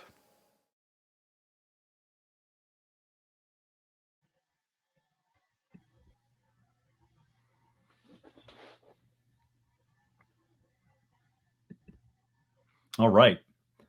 So, the case in point here is that over the last number of months, we've already had issues with Health Canada, and we've had to make serious revisions to our website because of these types of problems where, these are independent studies, like you mentioned before. Well, it's outrageous, isn't it? So to protect you, Health Canada is basically saying truthful health information can't be shared with you. I mean, it's outrageous. How can there possibly be good health decisions? And how is anyone even going to know? So here you have a product. I mean, 8 out of 10 people with severe bipolar disorder will literally be cured, especially if they haven't ever been on a psychiatric med. It's like of the light switch going off. Well, how can it help them if they're not told? Right. And who's going to tell them? Well, obviously the manufacturer. Nobody else is going to tell them. So what are we? And there's no downside. And we could do that with product after product after product. So here's the scary thing. So if practitioners and manufacturers can't advertise, and now they can't with these, Bill C-51 powers, like when Health Canada says jump, you say how high. They own you. We're in full-on tyranny because these aren't meant to punish. These are meant to destroy. They're just so outrageous. It's just ridiculous. But what's even worse is, so now, and just using Empower Plus as an example, to get approval of this lame structure function nutritional supplement to support mental health and well-being or whatever it is, you have to prove the product's safe, and you have to prove it's effective for supporting mental health and well-being. And right now, the natural health product industry, to get over that effective hurdle, can use traditional use evidence. We're going to lose that. That's going to be a bloodbath for our availability of products. Because, I mean, think of the traditional Chinese practitioners. I mean, their knowledge base goes back thousands of years, as do herbalists. Mm-hmm. I mean, I like to use the example of, scurvy. So, like, let's say, we have the economic collapse and international trade collapses. And all of a sudden in Canada, we find ourselves, with restricted food options, and scurvy becomes a problem because we just aren't getting vitamin C in our diet. And David, you and I see, okay, well, we got to help people here. So let's like create this like super concentrated, rosehip tea high in vitamin C to alleviate scurvy. Now, we know 100% it's going to work. Mm-hmm. Well, we could use the British naval records because, back in the day when they had these long voyages of the Royal Navy ships by sail, and they didn't understand you had to have vitamin C in the diet. Like you would have warships that basically would become where they couldn't fight because the sailors were suffering from vitamin C deficiency called scurvy. And it was a huge problem until they figured out, we need vitamin C. And so now all the sailors would have to eat a lime a day, which is why British sailors to this day are referred to as limeys, because they had to eat a lime a day. We could use those records, which conclusively prove, but not under the self-care framework. Now we'd have to run a double-blind clinical trial, which is expensive. And we wouldn't do it because we wouldn't then, because the process is so expensive. As soon as we got through the process, we couldn't recover our costs because we don't have a patent, so anyone could just apply without doing the work we did and say, well, I'm just piggybacking on them. Like mine's the same product. So realistically, the laggards, the ones who are not the pioneers, the first people won't go through because you won't be able to raise the money to do it. We wouldn't be able to that's an expensive prospect, David. But just my point is we're going to lose traditional use to prove efficacy. Yeah. Well, what's going to survive? Help me out here. This is just going to be, and under the self-care framework, Health Canada has made it clear. Well, yes, this is going to be the licensing scheme for self-care. So things over the counter. Not for anything you would seek the advice of a healthcare practitioner licensed by a province.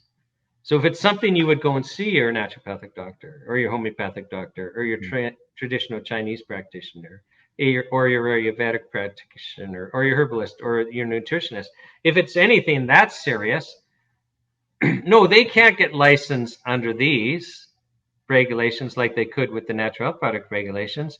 They have to go through the new drug approval process, which they can't get through. So you tell me, when we're finished with this self-care framework, what products are going to be left for these natural healthcare practitioners to use? Right, and the only way they'd be able to use them is off-label, but then they're putting themselves. But off-label, how are you going to get them approved?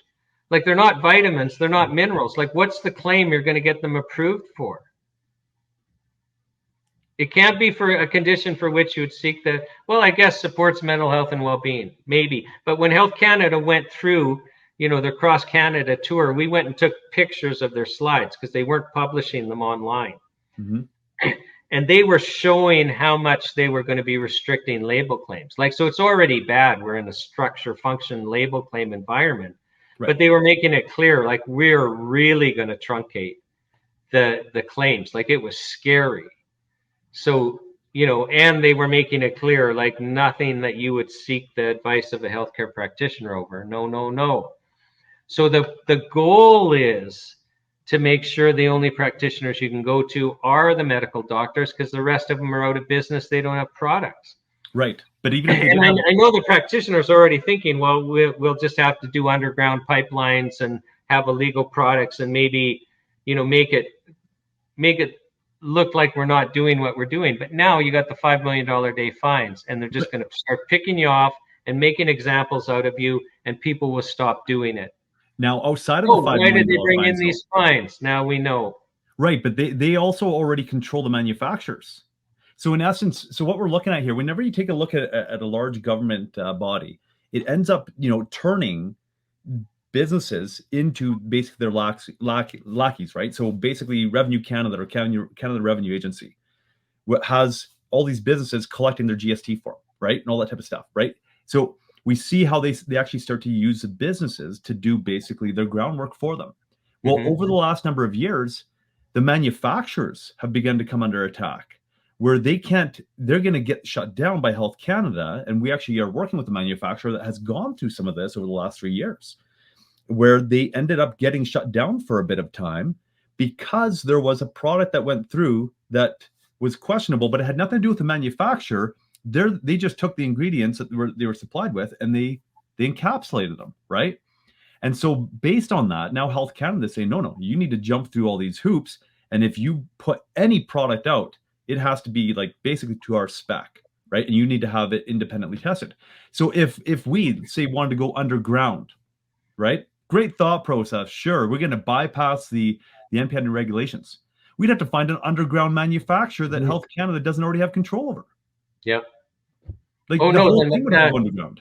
The noose around our necks is tightening, and it's tightening fast. And that's why I say you can't sit on the couch. If you think you're going to sleepwalk through this one, you're not waking up. Right. Right. And to try to go outside of their jurisdiction at this point in time, the problem is, it's the same thing, because going underground is just exiting one jurisdiction and going into a rogue jurisdiction, if you will, or whatever. Yeah. And we've seen it in times past, but the problem is that they've tightened down so much on industry that they've made it, they played a really good game of chess. Oh, and yes. As they've got the whole thing set up for checkmate, we weren't even awares of it for those that didn't understand what was going on. We saw it going on. We saw it because we've been in it for so long, but the vast majority of people had no clue. Even, manufacturers of products didn't realize what Health Canada was doing when they implemented this with the manufacturers, when they were doing this, whatever, all these different little small steps that seemed, inconsequential. Well, now they all come into play, and now we realize we're basically walled in. Mm-hmm. Oh yeah, no. This has been well played. It's been obvious that it's been coming for a long, long time, and this is the end game. So we either make it so clear. Canadians have to make it so clear, and I mean, this is gonna be uncomfortable. I mean, like, I want every Canadian to be writing all 338 MPs and printing out our discussion paper, which is 38 pages long, and stapling your angry letter to it and sending it out to each one, and do that like at least twice a month. Well, that's a commitment. You're going to have to go to Staples and print all this off. It's too much for you. And you're going to have to pay for it. And you're going to have to, put it in envelopes, and it's going to be, work, and it's going to be cost. But you're going to have to go to rallies, and you're going to have to do whatever's necessary. We're going to have to form riding associations in every single riding and have people join the political parties for the nomination process, because that's their soft underbelly. We're not talking about the vote, the election. We're talking about them getting nominated for the election within their own party. Mm-hmm. We're literally going to have riding, like you're going to have to be organized and involved and going to meetings. Like, if we can't get Parliament back on this one, and we have max maybe 6 months to do it, maybe, I doubt it. Like, are we going to be locked down in 6 months? Are we, by the World Health Organization and, wearing masks and cowering in our homes in fears? Like, do we even have that long? Round two. So time, we're in a full red alert emergency fire, and we need you involved in that. So, like, start by going to nhppa.org, getting the discussion paper and reading it so you understand. We're still amazingly having to get our website set up so that it's very crystal clear to you what to do, but hopefully in the next couple of days that will happen. Yeah. And like, we need you plugging in. Like, there's a subscribe page. Give us your email address so when we launch a campaign, we can let you know what's happening so that you can plug in. There's another element I want to touch on real quickly here before we jump out. You mentioned people go on your website and they get the discussion paper, and I've read a fair bit of it, and it's very good. And the only reason I haven't read the whole of it is because I ended up going to bed last night, right? Yeah, and it is long. I mean, I don't apologize for that, but but you have to know the risk and you have to know the history.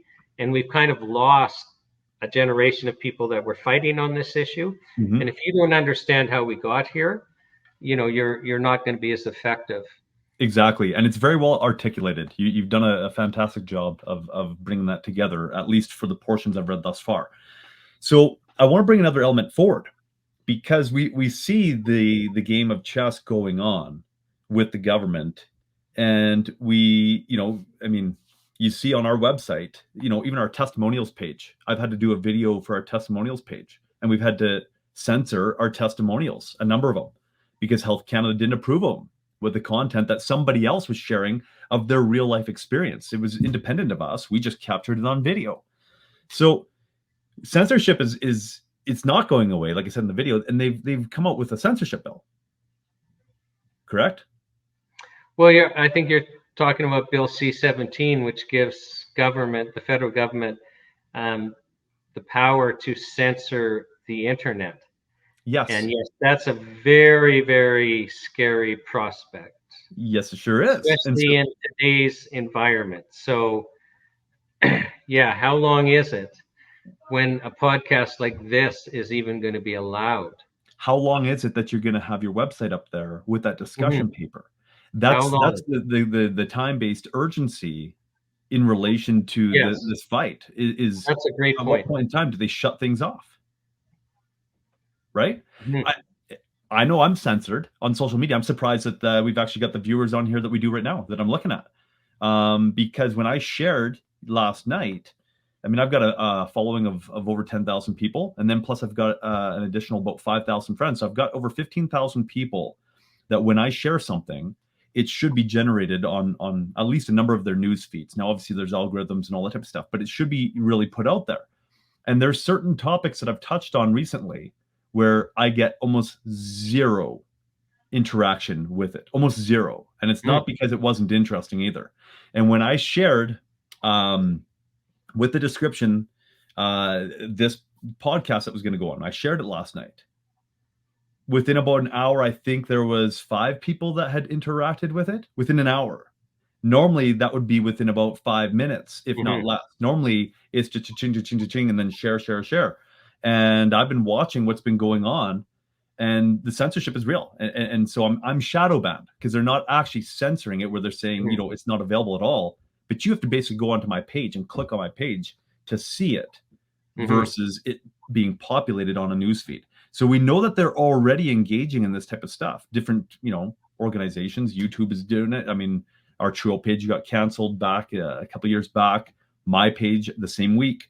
My YouTube channel got turfed as well. My personal YouTube channel the same week as the Truehope one. So there's some concerted efforts going on, but the censorship is real. But now they've actually just legalized it, and that is no. But the censorship that was happening was it's companies censoring. Right. Now the federal government will have jurisdiction to censor and just dictate. We all kind of wonder, and I don't know if your listeners are aware, but it's crystal clear that during the COVID thing in the United States, basically, the White House and different government organizations were dictating to social media platforms to deplatform and censor specific people. And it would just be going back and forth, censor these and these and these. So basically there was government censorship. And, I wonder, did the same thing happen in Canada? And why wouldn't they? If the US government can tell the social media platforms to censor individuals, the Canadian government wasn't doing the same? It's just now they've got the power to dictate. They don't have to just request. Right. So if I was to kind of sum up, the situation that we find at hand right now, is one, we've laid out the intentions of Health Canada, and that has nothing to do with protecting the health of Canadians at all. In fact, they caused deaths. They actually engaged in legitimate criminal behavior with the Truehope case back going from 2000 to 2005 before it ended up in the courts. And it was qualified in the courts that deaths did occur from Health Canada's actions, and that Health Canada was well aware of that. And so we see the complete disregard for life in relation to their actions, and that has nothing to do with ensuring that every Canadian is healthy and that they're vibrant and well and all that. we see the underhanded, tactics that they're taking. We see how they just got this draconian legislation through by sandwiching it into the budget bill and slipped it through under the radar of most people. Meanwhile, CHFA is, saying save our supplements because of cost recovery, and they're covered, from what I can see. Well, yeah. And I mean, they'd be of the opinion that we can't roll back C-47. Well, give me a break. Of course they may be of that opinion, but they weren't highlighting that I saw. They weren't bringing that up. They weren't even bringing that to the table. It was almost like a switch and bait type of thing. It's like, hey, cost. Oh, wow. But, oh, no, over here. And labels, right? Like, so they're complaining about labels. Yeah. So that's part of their initiative. Now, that's another part of the self-care framework. And we actually are going to lose products over it. But really, we're writing our MP about labels that have bigger fonts. Yeah. And that's part of their campaign. Like, really, you're going to get people excited about the fact that the labels are going to have bigger fonts, and they're going to be mad and write their MPs. Now, again, we are going to lose, David, we're going to lose products over this labeling change. Like, we absolutely are. Yeah. And so it's actually legitimate, but it's interesting what they're leaving out and what they're choosing to focus on. And I think their campaign's hurting our chances.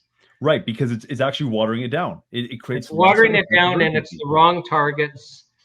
Like, and I'm sorry, we're talking about life and death, and you're saying you want access to your toothpaste. Yeah, exactly. What, like, don't mention toothpaste and natural health products in the same communication, in the same lifetime. Help me out. Right, and if I was an MP, I'd be looking at this and be like, come on, this is really that serious of a matter, really? Because they've minimized the seriousness of it. They're not actually aiming at the real target, is what I'm seeing. And that's where the damage occurs from this whole campaign, is that it looks serious on a business standpoint. Oh boy, this is going to hurt my bottom line. No, we should be talking about, am I even going to have a bottom line at all? Because there might not be products for me to supply. Right? No, and it's interesting, David, like a large number of manufacturers are members of the Canadian Health Food Association, and you don't even have to ask them. You know that there'll be different agendas. Like I say, the big players will be supporting all of this because ethically and legally they have to, and some of them are owned by even bigger players, and some are owned by the pharmaceutical industry anyway, which is part of this whole thing. Yep. So, but there'll be small and medium-sized ones that won't be supporting this, but they'll be told by the CHFA, oh, well, we're working on the blah, blah, blah, and they're not supporting us. Like, NHPPA, we have to hire a bunch of people, we have to organize things, that we have to advertise, we need to create this whole structure. And, we're not, to date, we're just not having manufacturers lining up and saying, well, we'll pay you every month so that we have a working budget that's reasonable. So, I mean, it's quite spectacular, the damage they're doing. Right. Absolutely. And ultimately, at the end of the day, people, the general people, Canadians, outside of having any vested interest in the business aspect of natural health products, but consuming the natural health products or wanting to have access in the future, if the situation that arises that they require them for their actual life, they should be alarmed over this and put into a state of action over the fact that they're not going to have access to the thing. Yeah, and we're so far down the rabbit hole. Like, I mean, David, gone are the days that you can rely on other people to protect you. Like, if issues would arise and there'd be some activists and they'd get the job done. Yep. We're so far down and so intertwined with the international harmonization that, and the influence of the pharmaceutical companies on the leadership. I'm not talking individual MPs, but it's like, if you want to have control of a court system, you just need a handful of judges and the person that decides which judge hears the case. Most of the court will be squeaky clean, and I'm just saying, if I was going to get control of a court system, I don't need every judge. If I got 100 judges, I need 2. And the person who appoints decides who gets to sit on a case. That's all I need. Yep. And I can speculate that that's exactly what we saw in our own personal case over the past 10 years, is that we saw that emerge. Just the worst was, so just so that, your listeners are aware. So the criminal case went well. The court said, well, yeah, you were guilty, Truehope. You didn't have a drug identification number, but it was legally necessary. There's this doctrine of necessity. It was legally necessary for you to do that, or else people would have died and be harmed. So I can't convict you, even though, technically you were in violation of the law. But then Truehope went further and went to federal court, and that case had started at the same time. Basically saying, look, when you seize vital medication, so the argument was just vital medication. We're not talking cough syrup here. We're talking about things that are vital, that people rely on for their health or their very lives. When you seize vital medication, Health Canada or any other government agency, surely as a bare constitutional minimum, you should tell people you've seized their product.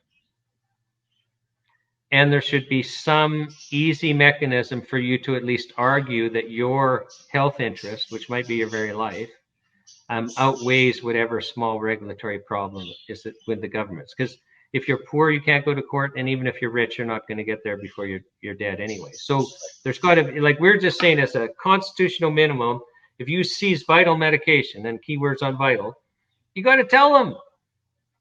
Yeah. Well, the lower court disagreed with us. Can you believe it? Lower court disagreed. Just with this absurd legal doctrine. So there were two parties to the lawsuit. There was the shipper of the product, and there was a recipient of the product. And the court said, well, neither the shipper or the receiver has standing to make the argument, so you lose. Like, all the case laws on our side, and there's case law saying that the shipper has a property interest in the product. Yeah. Well, and you can't find a case that says otherwise. And the case law also says the receiver, so the person that bought the product, paid for it, and it's been shipped to them, they have a property interest in it.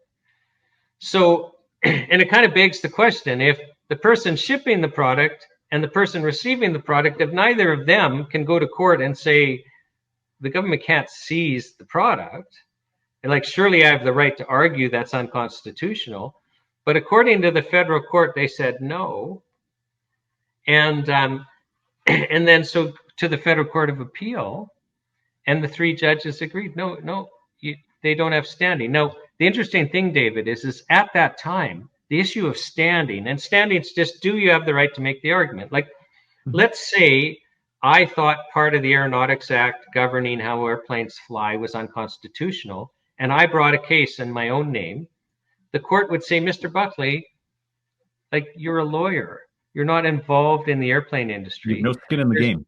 You got no skin in the game, and you don't really have a live fact pattern where it's really interacting with you or anyone else. So you don't have standing, because we actually want to decide this with an interested party who can really vigorously argue with a fact pattern that's interacting them, because we're going to get better court decisions on constitutional issues if that's the case. And I don't disagree with that. But when you're then saying a shipper and receiver doesn't, and standing had become a big issue at the time.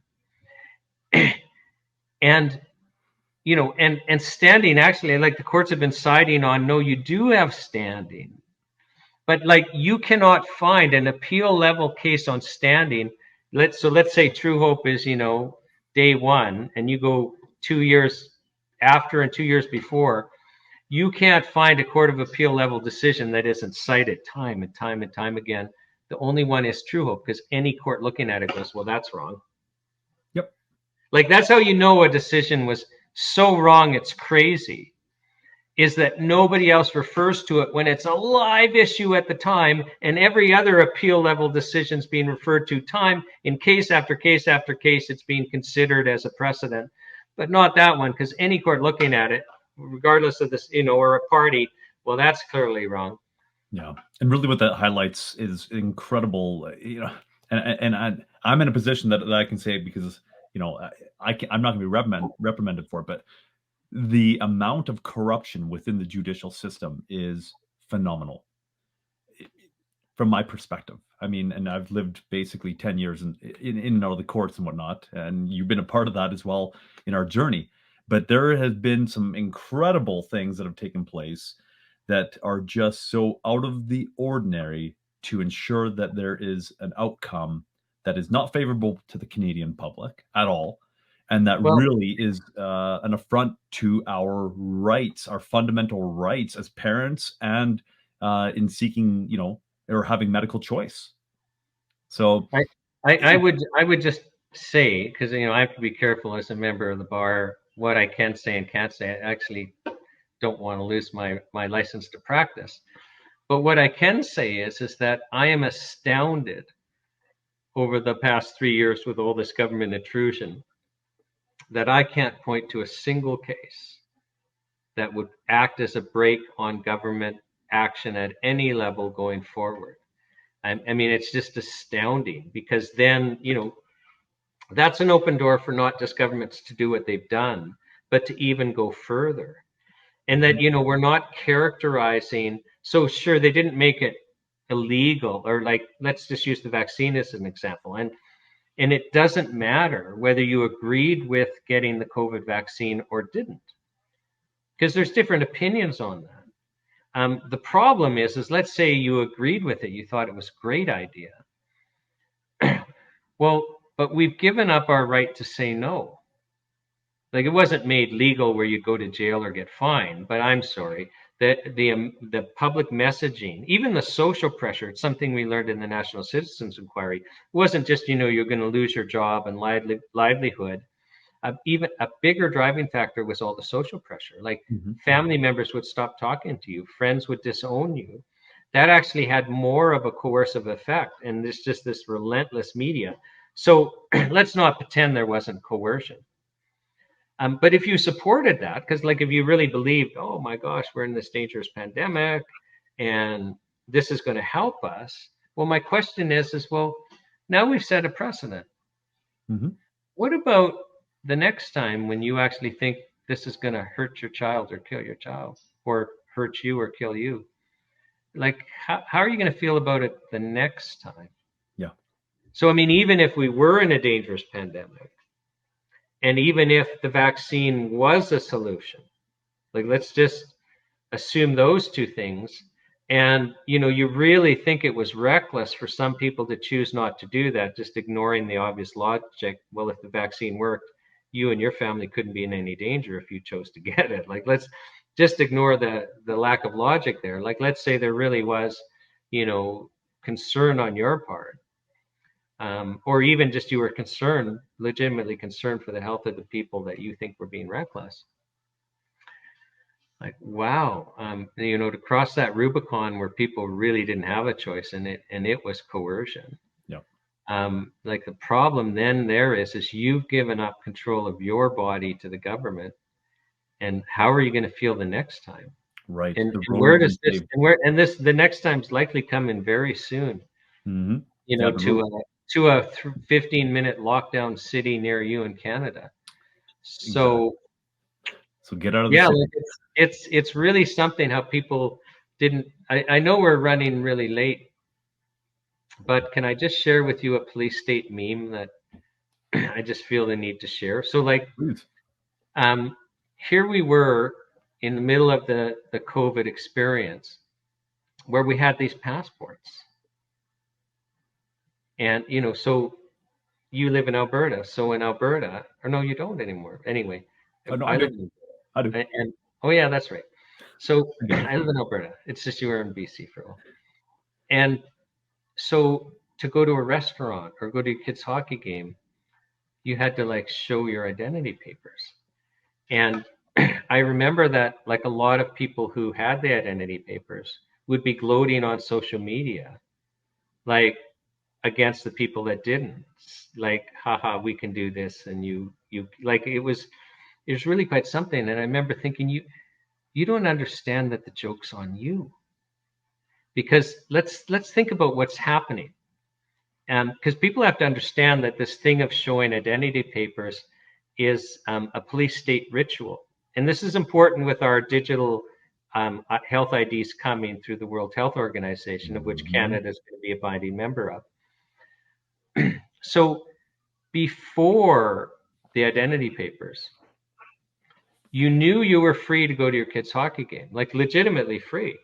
You knew you were free to go to your kid's hockey game or to go to a restaurant because you didn't have to do anything to get the right granted to you.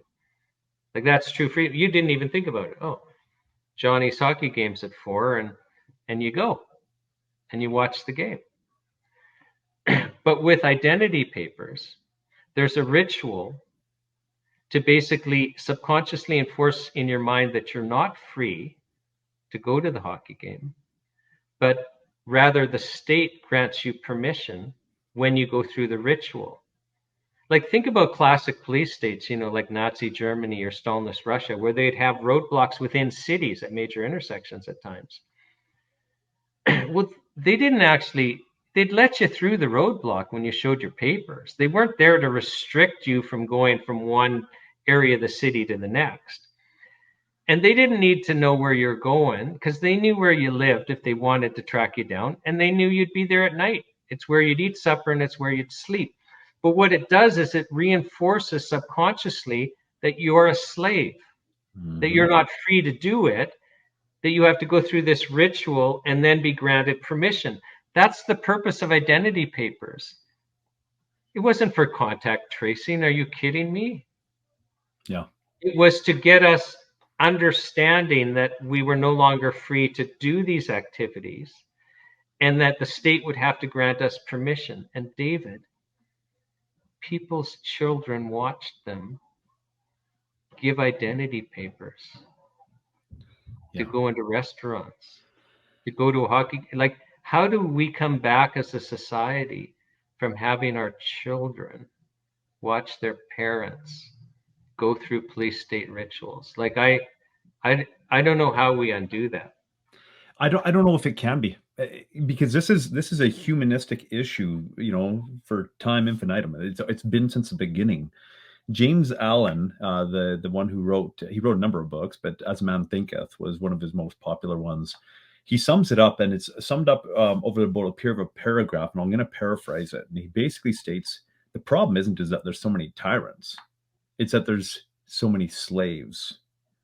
And so it's like people, a very large majority of the people actually want servitude because there's a false sense of security that comes with it. It's a really strange phenomenon to me. I can't grasp it. My mind doesn't work that way. I don't comply, right? No, but you understand. I don't comply because you instructed me not to speak openly at one point in time when you were representing me as a lawyer, and you knew that I just couldn't keep my bloody mouth shut, right? When the truth had to be spoken. Yeah, no. In all fairness, that was for a limited period of time on a specific purpose. I get it. So, but I did instruct you. Well, I informed you of what I thought the consequences would be. You did your due diligence, and it did get me. It did get me behind bars for a limited period of time. My keeping my mouth open is true. So you were doing. Yeah, I get it.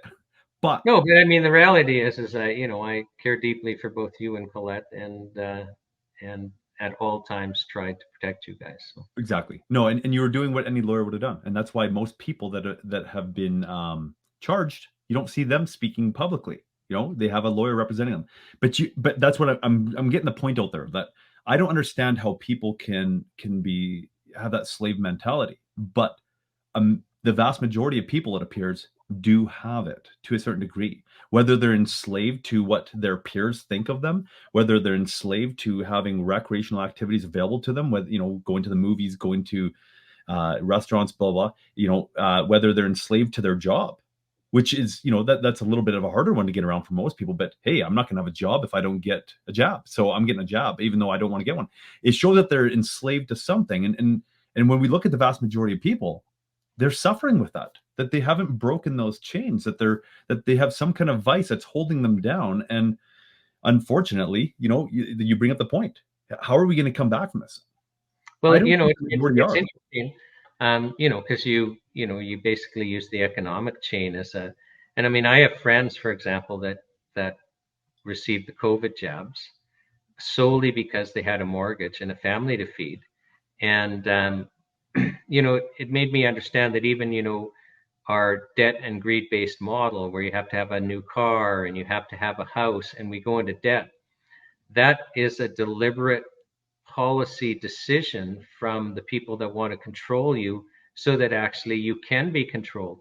Like when my grandfather built a house, they dug the hole, poured the foundation, put plywood over it, and lived in the basement for a couple of years until they had money to frame the single level.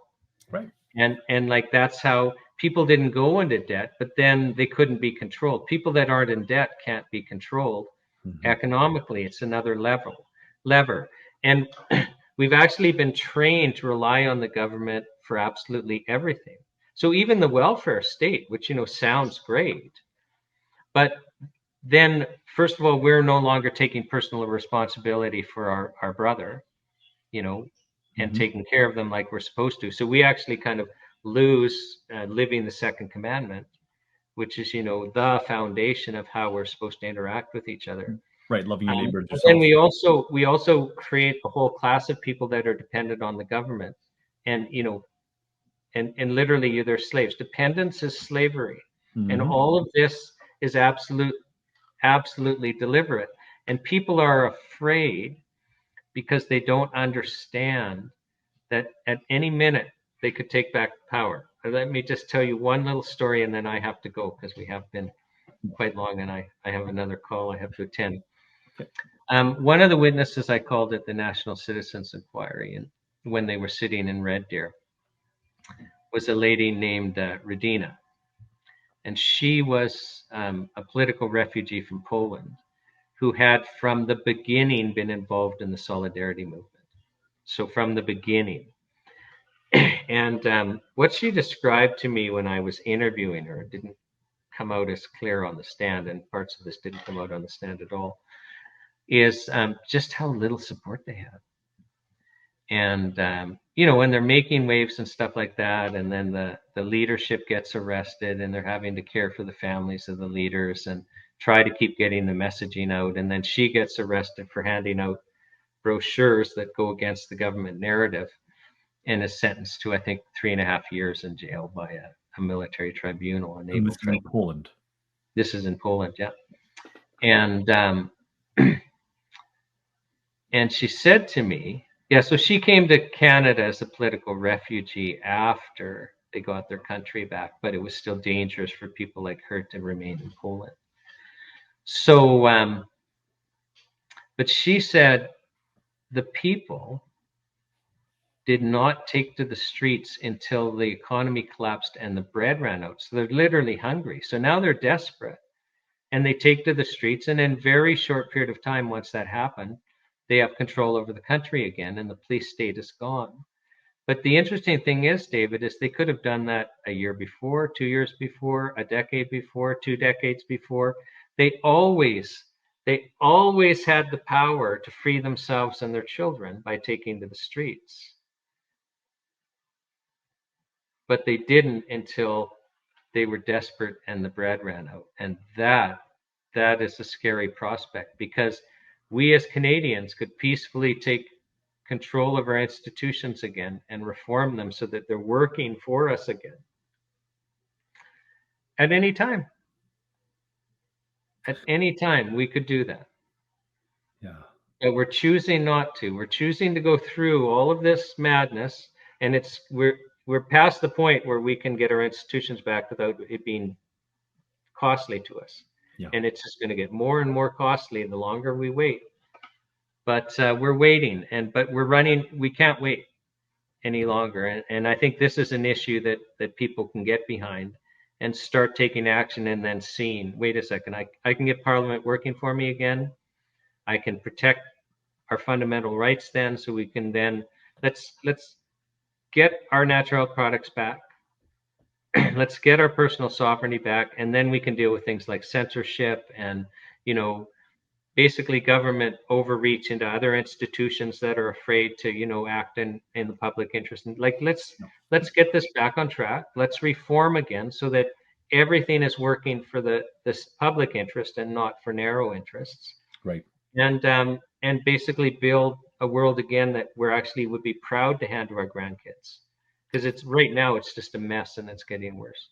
So if we're to talk about, you know, action plan, and I know that, you know, you've mentioned go to nhppa.org, yeah, get the discussion paper, write your own letter, you know, start hounding those MPs and whatnot, make it known. That's, you know, let's say that's plan A. You've also made mention about, and I know I've had people reaching out to me about this, about, you know, in the meantime, plan B, in essence, is stockpile, the supplements that you've come to rely on. Oh, I think you're crazy not to stockpile your supplements. Yeah. Are you kidding me? Stockpile now.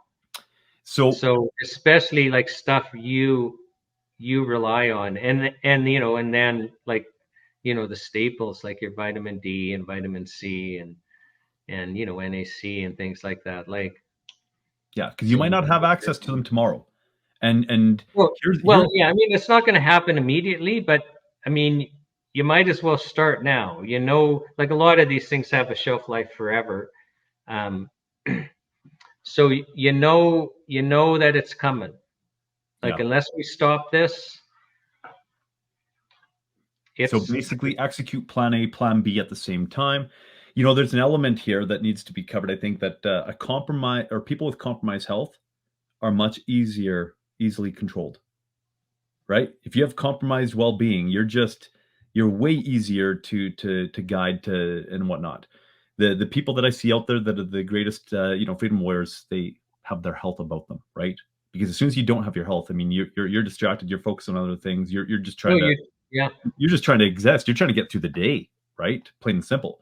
So stockpile the supplements that you have come to rely on, so that you have access to those, so that in the event, if it does go south where you don't have those available to you, at least you have enough for yourself to keep yourself going, so that you can come to the table with a much greater offering than somebody who's extremely nutrient deprived, because you're not getting it out of your food. I mean, that's a whole other topic that we could discuss. That would take long, but about how they, you know, the food stuffs have been compromised over the last 150 years, that it doesn't act as our medicine anymore. They've poisoned it and they've deprived it of nutrients. So you're eating empty, poisoned food now, and that's why we see a rise in disease to a significant level, right, compared to previous generations. So I think that, you know, that plan needs to be employed on a broad scale, in essence, because it's not just natural products as well. I mean, we're honing in on that, and we want to definitely focus on that, so that there is a pointed plan of action here. But our whole lives, to be able to free ourselves from the servitude that we find ourselves in. And this has been a fantastic experiment over the last 3 years to determine how enslaved we actually are, that we weren't even aware of it, right? If we found ourselves doing stuff that we otherwise wouldn't have done, it shows that we were enslaved in one way or another, and we just didn't know it.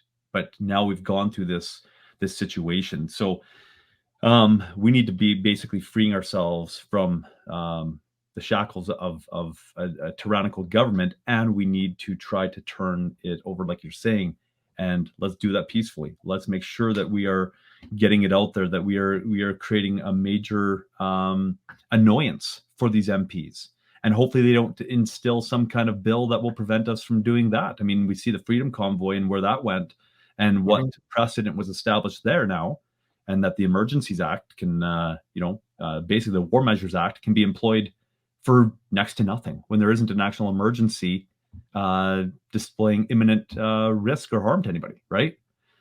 Yeah, so, no, I mean, in all fairness, the trucker movement had clearly communicated to the government that they were going to dismantle, and that it wasn't necessary to bring the police in. And maybe they were worried about, you know, they might hit the odd fire hydrant or something as they're clearing out. So right. I'm being totally facetious. It was outrageous.